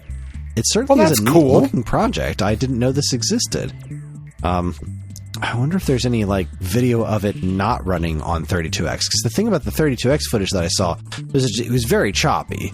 Right. And this looks like it looks like it's not intended to be that. Let me see what the YouTubes have to say about this. Sonic Robo Blast 2 from 4 months ago. Oh, YouTubers. Oh, wow, this looks crazy cool. One, looking at a version that's not, running on 32X. Not that the 32X version doesn't look cool. It looks very cool as a 32X game, but this looks a lot more in line, like, almost like that, the Saturn game, not Sonic Extreme, but the Saturn Sonic Jam stuff, but like turned into a full game. It does look. It definitely does look more in line with what I always imagined a 3D Sonic game being, instead of what 3D Sonic games actually are. So that's pretty neato. Look, you learn something new every day. Cool. Learn something new every day. How you doing, Dan? I'm all right. You okay? Yeah, I'm doing all right. Let's see. Next up, we don't usually check back in during week old news. Yeah, I don't know. Something came over me. Go Nintendo reports pre-orders live for Snow Brothers Nick and Tom re-release on NES and Game Boy. Yeah, they're re-releasing Snow Brothers. This was the game that was originally published by Capcom for NES and Game Boy. It looks like it's hitting NES, Game Boy, and Genesis, which is interesting. Yeah, I posted this to our Discord today because I thought, like, it's kind of a big deal, isn't it? I guess. Like, Snow Brothers is a very niche thing, but Snow Brothers has also always been one of the most expensive. Right. It's one of the more expensive and sought-after NES games. Let's see, where's that at on price charting right now? I could just look at my phone, because I actually have this game. The NES one. Just cart and manual. So let's see. Loose, it's at $273. Complete, $779. So yeah, that's a big one. It's quite a bit. Game Boy version complete one goes for $593. Loose, $64. And is this? Am I correct in my assumption that this is the first time that Capcom is doing something like this? Capcom is not involved in this. It appears that this is... Well, so Capcom that it is a Capcom thing. Oh, okay. No, Capcom doesn't own Snow Brothers. Capcom just published in North America the Snow Brothers for NES and Game Boy. I think they made the port too, but they don't own it. It's the I don't remember the name of the company that owns Snow Brothers now. Isn't it Atlas? No, it is Toaplan. And who owns Toaplan now? Toaplan is...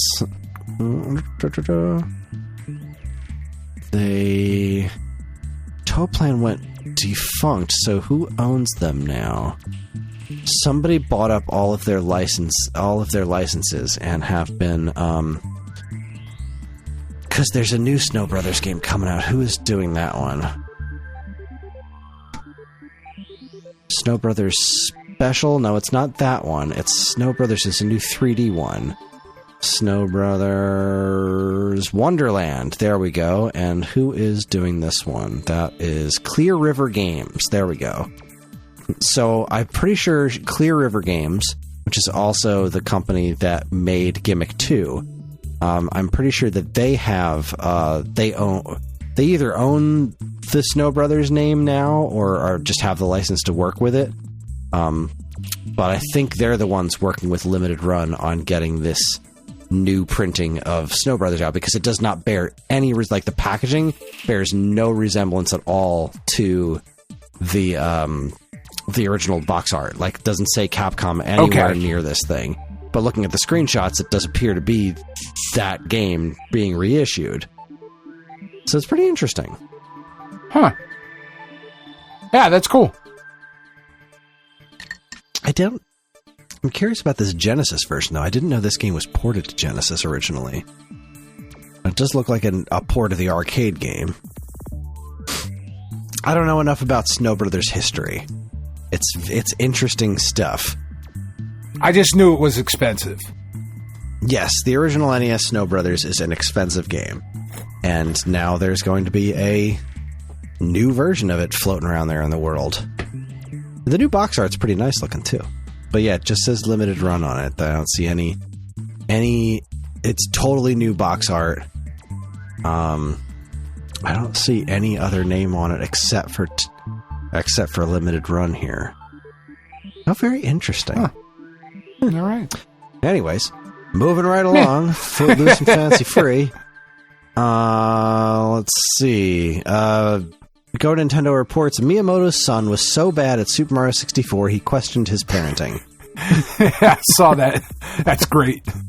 The quote from Miyamoto says, "Seeing him try dozens of times over and over to get up this unclimbable hill, as a parent I couldn't help but think, geez, does this kid have any brains? And laughs. Afterwards, we asked the children what they thought of the game, and they said it was fun and that they wanted to play it again. So, you know. That's awesome. Fun. Man, my kid sucks. Love it. And week old news is very, very short this week, so we're gonna go out on a fun story here. Time Extension reports Super Sega boss puts his beloved Lamborghini up for sale after all pre-orders are refunded. So that Super Sega system that, I mean, really, who knows? Yeah, that's totally going to happen because they're going to. We'll see Monday. You in court, fuckers. Sure will. This was just updated on Monday, actually. Ian Lee has posted some of the rather disturbing voice messages he's been getting from Super Sega's Alejandro Martin, and is firmly of the opinion that the entire project is dead. That was as of Monday, December 23rd. So let's see. Original story. Super Sega boss Alejandro Martin has put his Lamborghini Gallardo, I don't know how to say these words, up for sale for 99,900 euros to cover damages, losses, and legal costs relating to the bungled venture. As you'll know if you've been following the saga, Martin is the project lead on an FPGA-based console built around the concept of playing Sega games across multiple hardware generations. The project has been beset with issues almost from day one, with video demonstrations failing to convince customers, pre-order confusion, and most recently of all, legal action from Sega itself over the use of its copyrights. Shocking. Shocked and appalled that this really didn't go well for them. Way to make a system that says Sega in the name when you are not Sega. It's a bold move, Cotton. Absolute knobs. So that's fun. Absolute knobs. Yeah. So that's going to wrap it up for week old news. It's the week of Christmas. Nothing's really going on in the world. Yeah. Nothing's going on. This is not the news season, which is fine because we had a really long first segment and we got the 10, 20, 30 to cover. So we're going to take ourselves another quick break. When we come back, it's time for the 10, 20, 30, 40. You are still listening to the Stone Age Gamer podcast from Geekade.com. Stick around. You better be.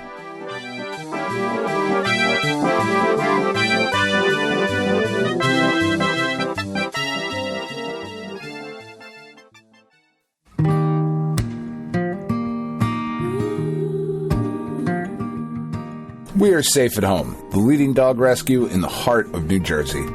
Are you searching for a loyal companion, a dog that will bring love and joy to your home? Look no further than Safe at Home. At Safe at Home, we believe in giving every dog a second chance.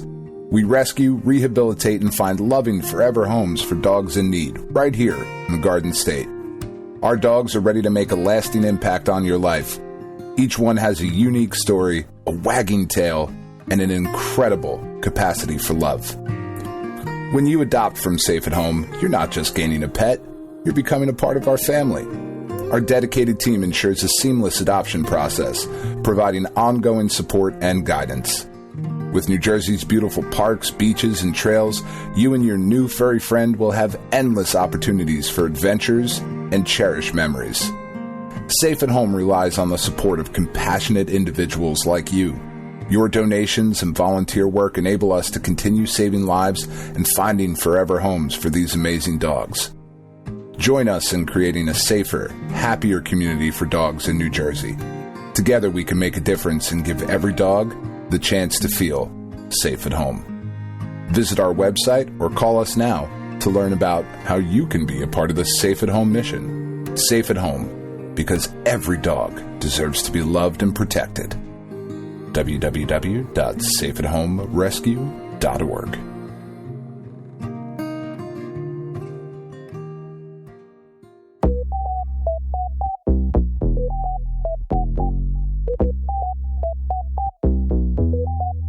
No way! Hey guys, Vestlord Dean DeFalco here, and if you like when I get on the mic here, good news. I'm in other places too. The Vestlord is on YouTube, the Vestlord is on Twitch, the Vestlord is on Substack. He's everywhere you want him to be, he's everywhere you need him to be.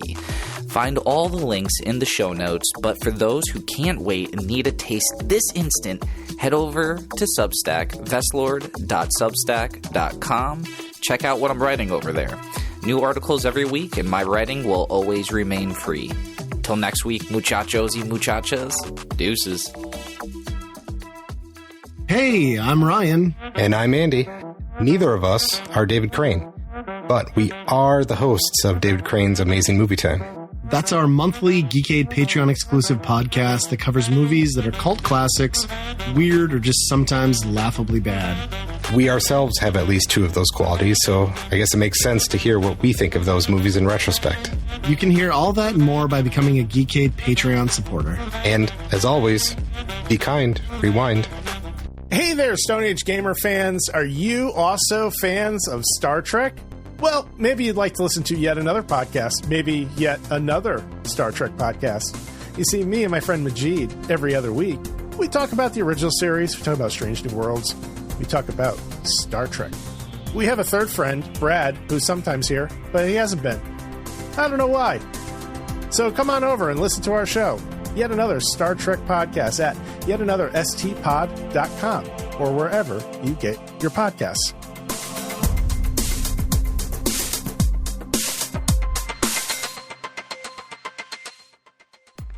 Do you enjoy the Stone Age Gamer podcast and other shows on the Geekade Podcast Network? Do you wish you could listen to them sooner than the regular unwashed masses? Do you wish you could contribute in some way? Well, then you should check out the Geekade Patreon. Yes, the Geekade Patreon is a wonderful and very much appreciated way for you to help us pay the bills and keep our shows running week after week. As a Geekade patron, you'll get a monthly podcast topic schedule and early access to nearly every show on the Geekade Podcast Network, as well as access to a patron-exclusive monthly show called DC's Amazing Movie Time from the creators of the Weekend Rental podcast. So head on over to patreon.com/Geekade and become a loved and appreciated member of the Geekade Patreon team and get early access to shows like the Stone Age Gamer podcast, this week's episode, Turning Tracks, and a whole lot more. See you there.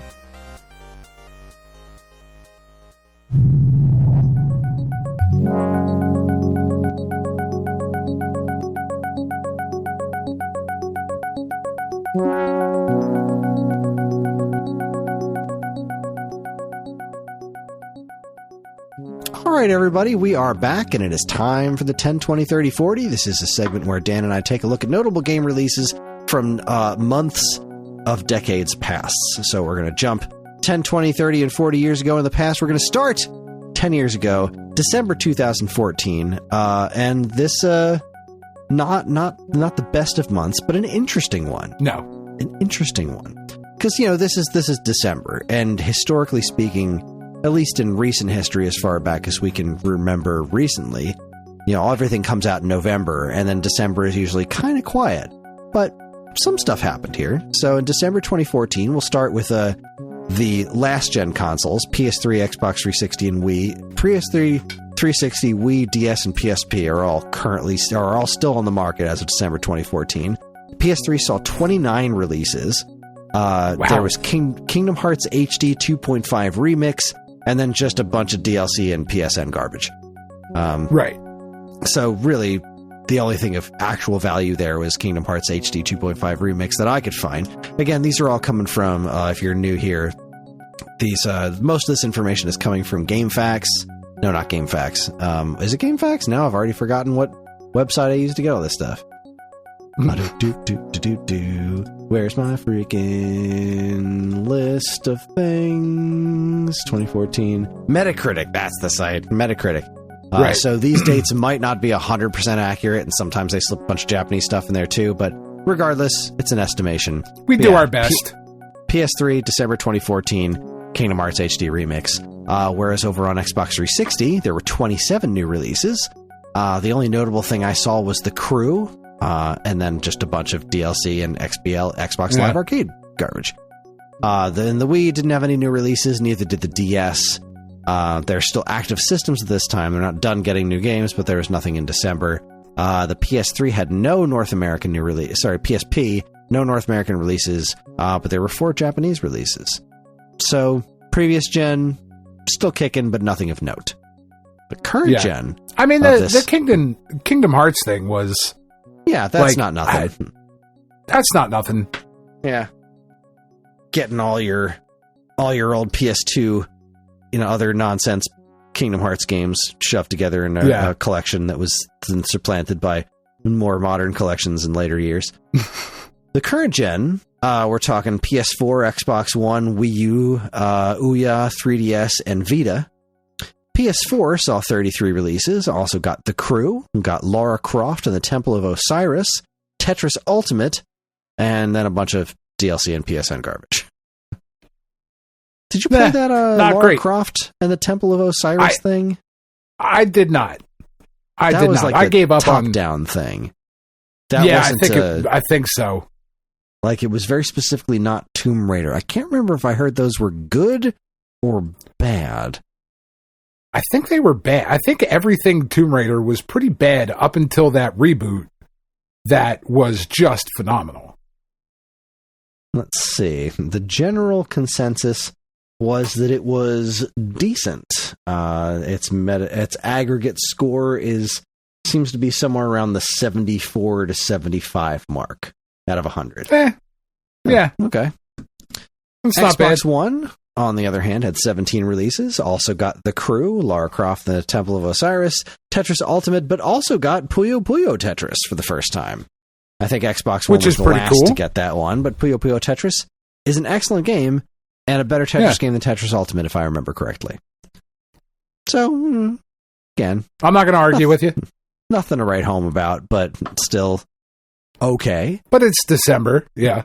Exactly, it's December. Now, this one is interesting. The Wii U had 16 releases, and 2 of them were from Nintendo. We got the original Captain Toad Treasure Tracker, and the NES Remix Pack. And then a bunch of eShop garbage. Yeah. But that's 2 actually really good games right there. Captain Toad is great, and so is NES Remix Pack. That was the physical edition of NES Remix 1 and 2 bundled together. Which is an awesome experience. Yeah.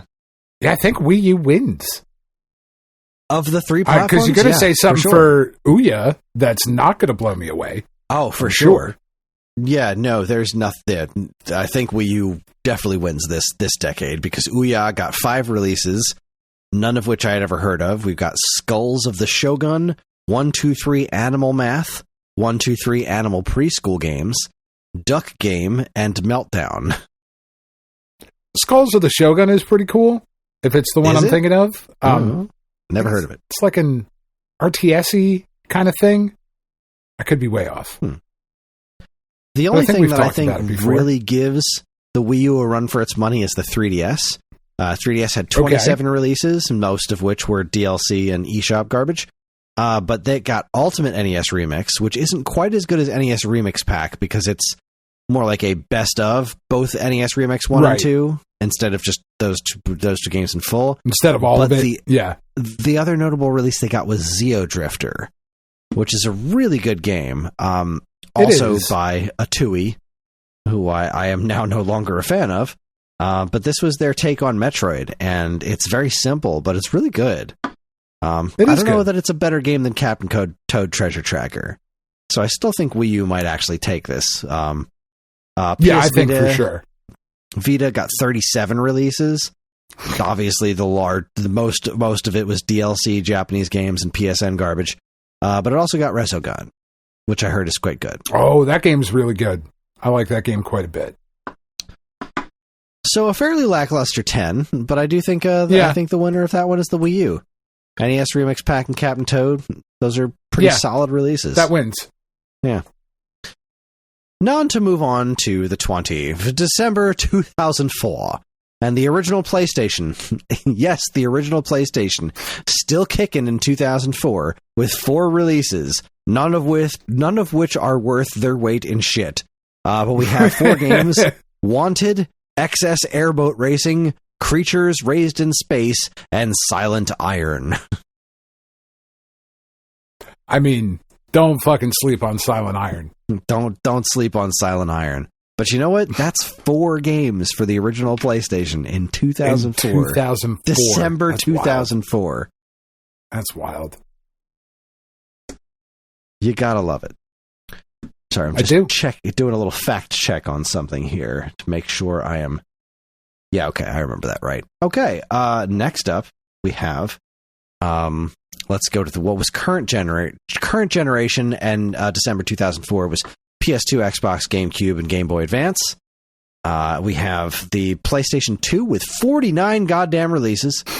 Most of it was Japanese games and most Japanese games and shovelware. Obviously, we're never going to match last month's just frankly insane PS2 month. Yeah. But I've picked out 3 really solid releases on PS2 this month. NFL Street 2, Mega Man X8, which is vaguely solid, but at least it's a big name, and Beautiful Joe 2, which came out last month on GameCube, is here on PS2 now. Love it. Love Beautiful Joe 2. Love I love the NFL Street games. Those were so fun. EA was doing really good stuff back then. The EA big stuff was really good. Yeah. And they don't have fun anymore. And that's a shame. It is a shame. So much is a shame. What a story that is. Anyway, this is where I think is interesting. Xbox had 13 releases, not nearly as much in the shovelware department, obviously, as PlayStation 2. But I was able to come up with 5 pretty important, notable releases, I think. Conquer Live and Reloaded. Yeah. Which, Mech Assault 2 Lone Wolf, NFL Street 2, Guilty Gear Asuka, and Knights of the Old Republic 2. Oh, fuck, that's pretty good. That's a pretty good month. I don't like Knights of the Old Republic 2 nearly as much as I like the first one. I feel like that's a very common sentiment. Yeah, it's just not as good. But that Guilty Gear game is pretty fucking cool. Guilty Gear is always a fun time. Yeah, and Conquer. That's not a great port of Conquer. It's really not. But it is still not bad. It's pretty. And it's still a way to play Conquer if you didn't have an N64, and Conquer is pretty great. It is indeed. But still, moving right along, the GameCube had 11 releases. Three notable ones that I came up with were NFL Street 2. The GameCube finally got Dragon Ball Z Budokai 2. I think this was a month after everybody else. Yeah. But also Mario Party 6, which I know is not something the two of us care about. But for the holidays, I like Mario Party now. Huge. But yeah, Mario Party 6 was no doubt a pretty solid seller and a pretty good game to come out right before Christmas. So that's a pretty good month for GameCube. And then the Game Boy Advance has 39 releases, a bunch of Japan shovelware stuff, a handful of GBA video titles. But the 2 titles that jumped out at me that were actually interesting were Metal Slug Advance and Kingdom Hearts Chain of Memories. Back before they completely lost their minds with the naming convention on the Kingdom Hearts games. Yeah. Coming out on Game Boy Advance was a big deal, having Kingdom Hearts. Because that was the first one. System. Yeah, this is the first non-PlayStation Kingdom Hearts, yeah. Yeah. So that's a pretty big, hairy deal. And, I mean, not a ton of people, I think, care about Metal Slug Advance. I mean, certainly people in our circle would care much more about it. Like, I don't think it was a huge seller. But I certainly like it. Yeah. And unfortunately, the N-Gage saw no new releases this month. Unfortunately. I think that goes to Xbox, though. Yeah, I think Xbox takes it with KOTOR 2 and Conquer. Yeah. Yeah, we didn't know we didn't like KOTOR 2 yet. We weren't aware. And, its very existence is a big deal. Knights of the Old Republic was a huge success for them. So, following that up, pretty good month. Way to go, Xbox. Way to go, Xbox. So now let's travel. Let's get back into our time machine and travel back to the fateful month of December 1994, where we say goodbye to the Nintendo Entertainment System. Their final official release of the NES, Wario's Woods. The one and only NES game to be rated by the ESRB. It was rated K to A. This is a puzzle game featuring Toad and Wario. And I love this game. Yeah, it's pretty good. I really love this game. I really like the Super Nintendo version, personally. Right. But the NES version is also really good. They're kind of different. Their mechanics are the same, but the Super NES having more buttons, a few things function a little bit differently. I think the NES game has it takes a different approach to boss battles. They're both really good. I love the music in the Super Nintendo one a little bit more than the NES version, but still, no matter how you slice it, the NES game is great. It's a weird final release, but then again, systems final releases aren't usually like big send-offs. They're usually like, right. We're done? Oh, shit. Yeah. These stop selling. I kind of love. Yeah, I do kind of love, though, that Nintendo's first big release is Mario and their last release is Wario. I kind of love that bookend. It's a neat way to finish off the NES library, especially to finish it off with a genuinely great game. Like Wario's Woods is a fantastic puzzle game if you can get the hang of it. It's a weird puzzle game because you're not really controlling the blocks that are falling. You are Toad running around picking up and throwing the things that fall down. Right. It's a very strange game, but once you get the hang of it, it's pretty fun. It's really fun. Yeah. I've spent a lot of time on this, like back in the day on the NES and on Super NES, and it's on NSO. I've put a decent amount of time into playing this game on the Switch, because it's just, I don't know, I love this game. I wish they'd put the Super Nintendo version on there. But yes, so long NES, you had a hell of a run. We will be getting to more NES later next year, but not till October when that had its test launch. So we're going to be NES free for a while. As the next year starts, we're going to be hitting some different platforms. But back to business here. In December of 1994, we've got obviously the big one is Super Nintendo versus Sega Genesis. And this was an interesting month.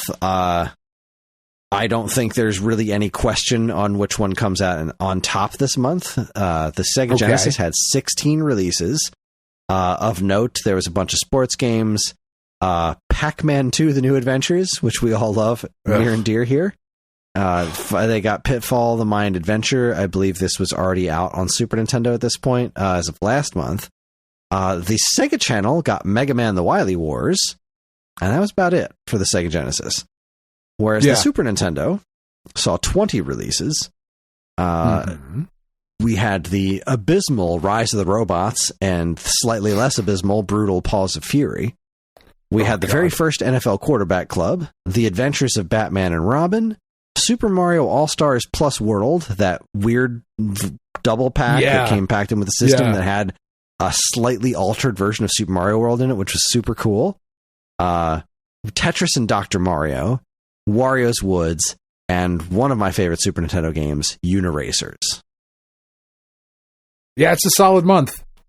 Yeah, that's a solid December. Love Mega Man The Wily Wars, Uniracers, Tetris, and Dr. Mario. Even just those two are really just top-notch games. The Tetris on Super Nintendo is like basically a 16-bit version of the Game Boy Tetris in particular, not the NES Tetris, and the Dr. Mario port looks and sounds fantastic. I love this version of Tetris and Dr. Mario. I wish they would put this on it's really good. NSO. Mixed match is really neat, where you compete and you have to take turns of Tetris, then Dr. Mario, then Tetris Game B, then Dr. Mario, then Tetris Game A until time runs out. I've played so much of this game. I love the sound design in Tetris and Dr. Mario. But then Uniracers is so goddamn good. This is a DMA design game. We'll never see it again because the fuckwits at Pixar determined that they own unicycles and the court agreed with them, which is just absolute insanity that we're never going to see this brilliant game again because of that fucking nonsense. And the Super Nintendo port of Wario's Woods is fantastic. And Pac-Man 2 can fuck right off a mountain. Can fuck directly off. No, that's a really, really solid month. Yeah. That's a good holiday. Because, you're right, Wily Wars is cool, but it's more of an interesting curiosity. It's not the best way to play any of those games. The Wily Tower stuff is great. But even then, you've got these weird, not quite right Mega Man physics to play it with. Yeah. But there are more systems to talk about this month. We've got the Sega CD with 11 releases. Notably, we have Pitfall The Mind Adventure. We have a Sega CD version of NBA Jam. We have Cadillacs and Dinosaurs, the second Cataclysm. and of course, Snatcher. I mean, you know Snatcher, how I feel about Kojima. Yes. I was just making sure Snatcher was the Kojima joint. Yes. Yeah. Look, Sega CD's never going to have a 10 out of 10 month, but as far as Sega CD months go, that's as close as it gets. That's as close as it gets.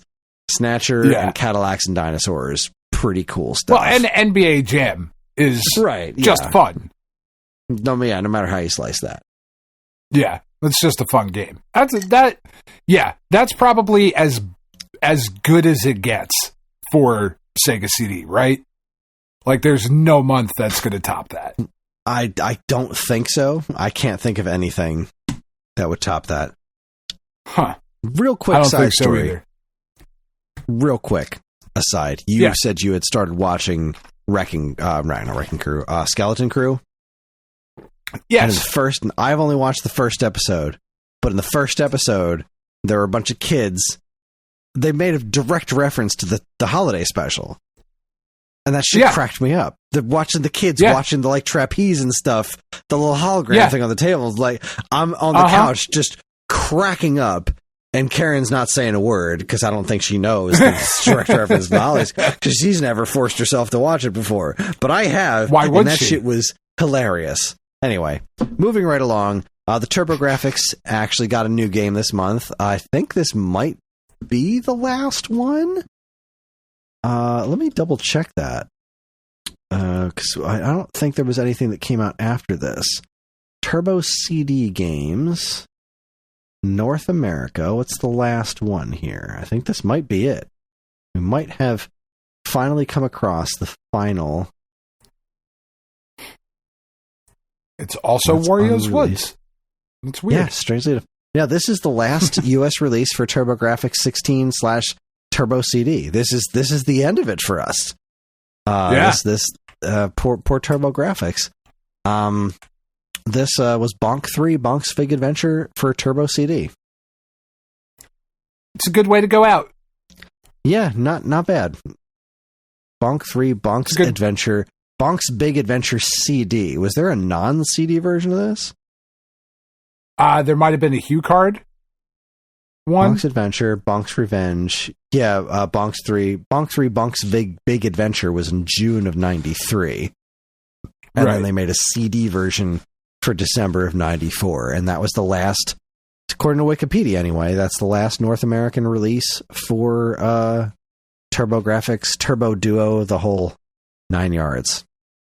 Yeah, it's not a terrible way to go out. The Bonk games are cool. I didn't realize that TurboGrafx and NES both ended the same month. That's pretty cool. That's pretty wild. Yeah. Well, we also have the Neo Geo. Neo Geo had 2 releases this month. Street Slam, which I'm unfamiliar with, but then they also got Samurai Showdown 2. Fuck, Samurai Showdown 2 is really good. Yeah, it is. It's a really good game. 3DO saw 9 releases. The only ones that I saw that were worth mentioning were the original Need for Speed and Star Wars Rebel Assault. Huh. It's not bad. That's not bad at all by 3DO standards. Yeah, I mean, if you had a 3DO, there's worse things to get under the Christmas tree or the Hanukkah dreidel. And this is the first iteration of Need for Speed. I think this can't be where it actually premiered. Let's do a little searching here. Need for Speed. What was the first Need for Speed game? I think this was it. Road and Track. Huh. Road and Track presents the Need for Speed. Originally debuted in Europe, actually, on the 3DO on December 2nd, in North America, December 13th, 1994. This was the very first Need for Speed game, the 3DO version. No shit. Would you look at that? That's where Need for Speed started. That's some pretty important historical stuff right there. Good job. I forgot 3DO. It was the Road and Track. Yeah, the first one was all like the Road and Track presents the Need for Speed, and then I was like, nah, Need for Speed, fuck Road and Track. We're good. Neato. neato. Let's see. That's it for consoles. The handhelds, we have the Game Boy. Only had 5 releases. That was Jurassic Park 2, The Cast Continues, Pack Attack, The Flintstones, Stargate, and Tiny Toon Adventures Wacky Sports. Pack Attack is neat, not particularly on the Game Boy. I don't think really anything else there was all that fascinating. I don't know what Jurassic Park 2 on Game Boy was like. I liked the Super Nintendo game. I imagine it translated okay to Game Boy.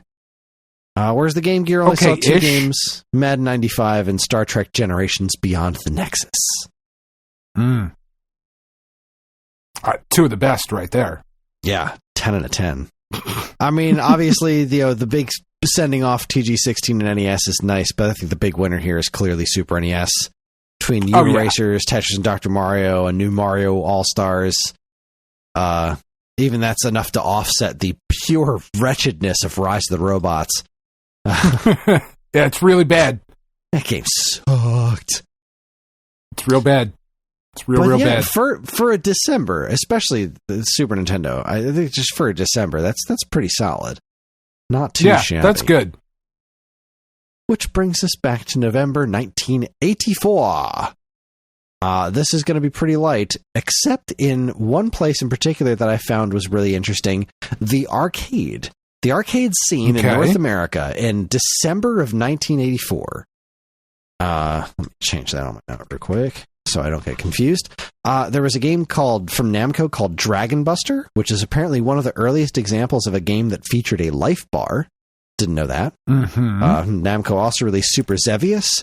Capcom released 1942. IREM released Kung Fu Master. And Atari released Marble Madness. Yeah, those are all pretty big. Yeah, 1942 is fucking great. Kung Fu Master, all-time classic. I love Kung Fu Master. I love the NES port of just as Kung Fu, because that's the one that I grew up with, but Kung Fu Master is a great game.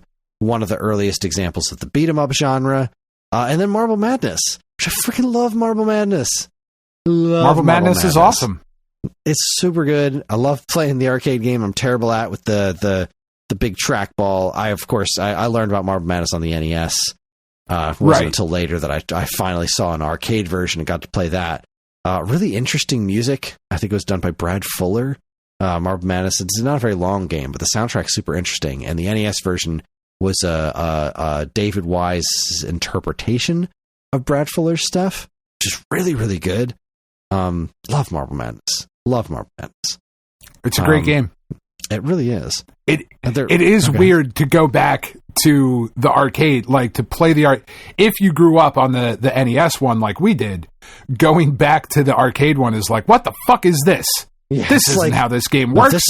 This is actually like rolling a marble, which is so cool. It's such a neat arcade game. It really is. But not playing it with a D-pad, where you just have much tighter control. The arcade version is so frantic, slapping that marble around. It's super neat. Love Marble Madness.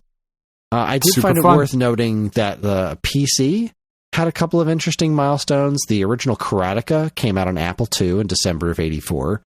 And in Japan, Hydlide hit the PC 8801, which is a very early action RPG type thing, like kind of one of the game is aged extraordinarily poorly, and the NES port is just fucking wretched. I hate the NES version of Hydlide, but it's not good. It is a historically important game. I thought it was worth mentioning. As for our other platforms, not much happened this month. The Atari 2600 saw 2 games, Mr. Do's Castle and Kubert's Cubes, neither of which I have played. I've played Mr. Do before. I don't think I've ever played Mr. Do's Castle, and I've always wanted to try Kubert's Cubes.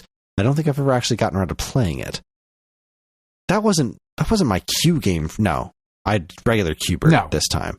I thought I'd considered doing Kubert's Cubes, and I went with Kubert for Dreamcast instead. Do you have any thoughts on those games? Mr. Do is cool. I know literally nothing about Kubert's Cubes. Mr. Do's Castle for 2600. What does this game look like? That's interesting. So Mr. Doo's castle is not quite like, Mr. Doo is very Dig Dug. This almost looks vaguely Donkey Kong-esque, like you're climbing ladders and stuff. Interesting. Maybe I don't know this game. It's possible I don't. Mr. Doo's castle is not the same as Mr. Doo. And this is not one that I have any familiarity with. It looks interesting. Okay, well, I'll have to look into that. The Intellivision has had nothing. No new releases for Intellivision. No new releases for Vectrex. No new releases for Game & Watch. And the 5200 ColecoVision each had one release. 5200 got its version of Quest for Quintana Roo, and ColecoVision got Tournament Tennis. Do you know either of those games? I do not. I'm sure Tournament Tennis is fun because tennis is always fun. That's true.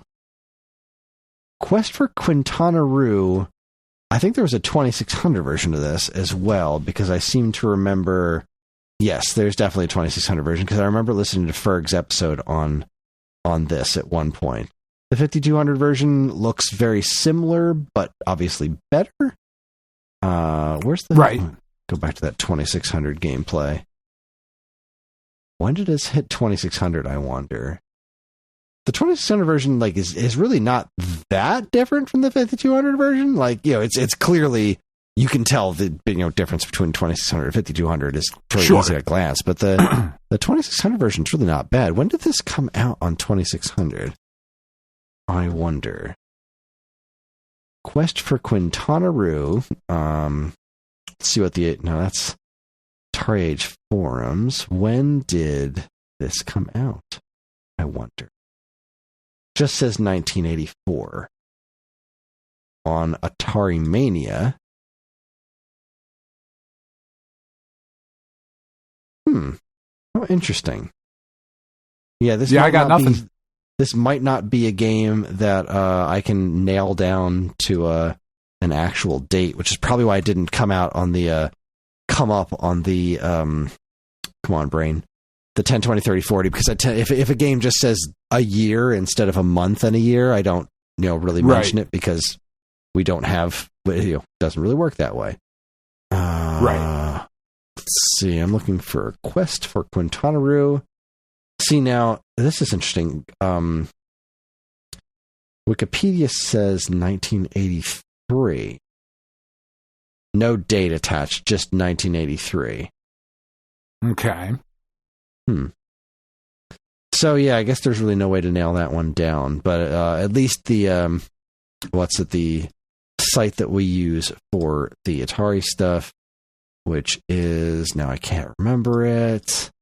Where is that page? 1984 Atari Archive. Sorry, yes, this is the Atari Archive that we get these release dates from. This is probably the most accurate, as far as I know, ways to find release dates for this older stuff. And yeah, that's what's putting Quest for Quintana Roo in the December arena for the old Atari 5200. What was the info on that? That is just shit that I know nothing about. The source was Computer Entertainer from January 1985. Seems to place Quest for Quintana Roo in December of 84. And there you go. That wraps up the 10, 20, 30, 40. Not bad overall. Better than I expected. Yeah. As far as honestly, as far as Decembers go, we started off pretty weak sauce, but there was some heavy hitters in there. Not so bad. Fun stuff. All right, final thoughts before we wrap this up? It's kind of weird that we were sitting here recording our last podcast of 2024. Obviously when this goes live to the general audience, it'll be 2025. But this has been a fucking weird year, Kris. It has indeed. This has been just one of the most trying, exhausting years of my life, that has also had like some really great moments and some really high highs and some really fucking low lows. And I'm very much looking forward to getting on the other side of everything that's going on with me, so that I can kind of rejoin the world and kind of rededicate, to all of these things that I love to do. So I guess this is just a weird way of saying thank you to you, Kris, for being there for me this year. Thank you to the listeners for being there for me this year. And I appreciate the shit out of all of you, and I wish you guys nothing but the best in this upcoming year, even though it's going to be a fucking wild one. Yeah, the world is going to be a very interesting place this year. 2025 is going to be a wild ass year. Things are either going to get really bad for a lot of people, or things are going to largely stay the same. I don't see things getting a whole lot better, which is really bad for a lot of people. So yeah, it's pretty shit right now. I don't know. This has also been a trying year for me in a number of ways, and I can't tell you how much I appreciate you. I can try, but I will never be able to fully succeed in being able to tell you how much I appreciate you and being able to do this show, and just the mental stability that it gives me, for as little mental stability as I actually have. A lot of it comes from being able to do this every week. This has been a strange and trying year, and I am dreading a lot about this upcoming year, although there is a lot of promise in it. There's the potential for several things in my life to start going better. We've made some changes here to when we record. We're doing this a lot earlier, so I can not stay up until the middle of the night every Friday night. Move some things around. I'm still trying to get the hang of this whole going to the gym thing, so that I won't be a fat bastard for the rest of my life, and maybe live long enough to see my kids do something with their lives. And we're going to get a Switch 2 this year. Yeah. God willing. They did say they were going to announce it before the end of the fiscal year. And it's crazy that where the game industry is, even if not talking about our personal lives, even just talking about the game industry, it's so crazy where the industry is right now. We're seeing the very concept of AAA gaming implode on itself, as we all saw coming. Everybody saw this coming. There was nothing sustainable about what all the biggest companies have been trying to do. Whereas you see Xbox and Game Pass being kind of not having the same public support that it once did, as it continues to change and get more complicated. We have Sony learning the lessons that their fans have been screaming at them for years. We want X kind of game, and they're like, "No, we're going to keep chasing trends because money." Yeah, and then we have just the dichotomy of Concord crashing and burning so spectacularly, while Astrobot just shines so bright. And then you have Nintendo somehow still selling really well on ancient hardware. And just reproving to the rest of the world that there is plenty of room for AA games.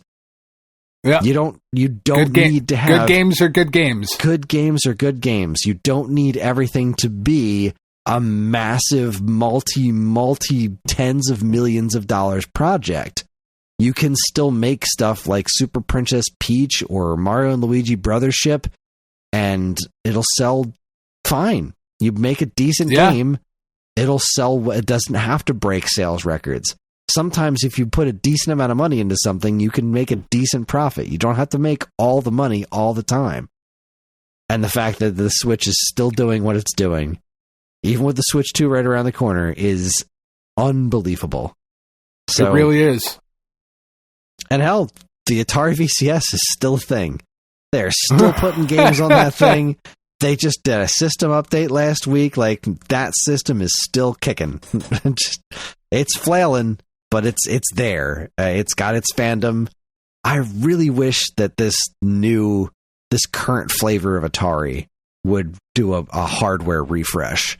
I mean, I don't think they can afford to, but it would be neat to see a slightly more capable and intelligently designed version of the VCS. But, you know, I'm very curious what the future of that system is. Very curious indeed. But anyway, that's that. That's a wrap on 2024, everybody.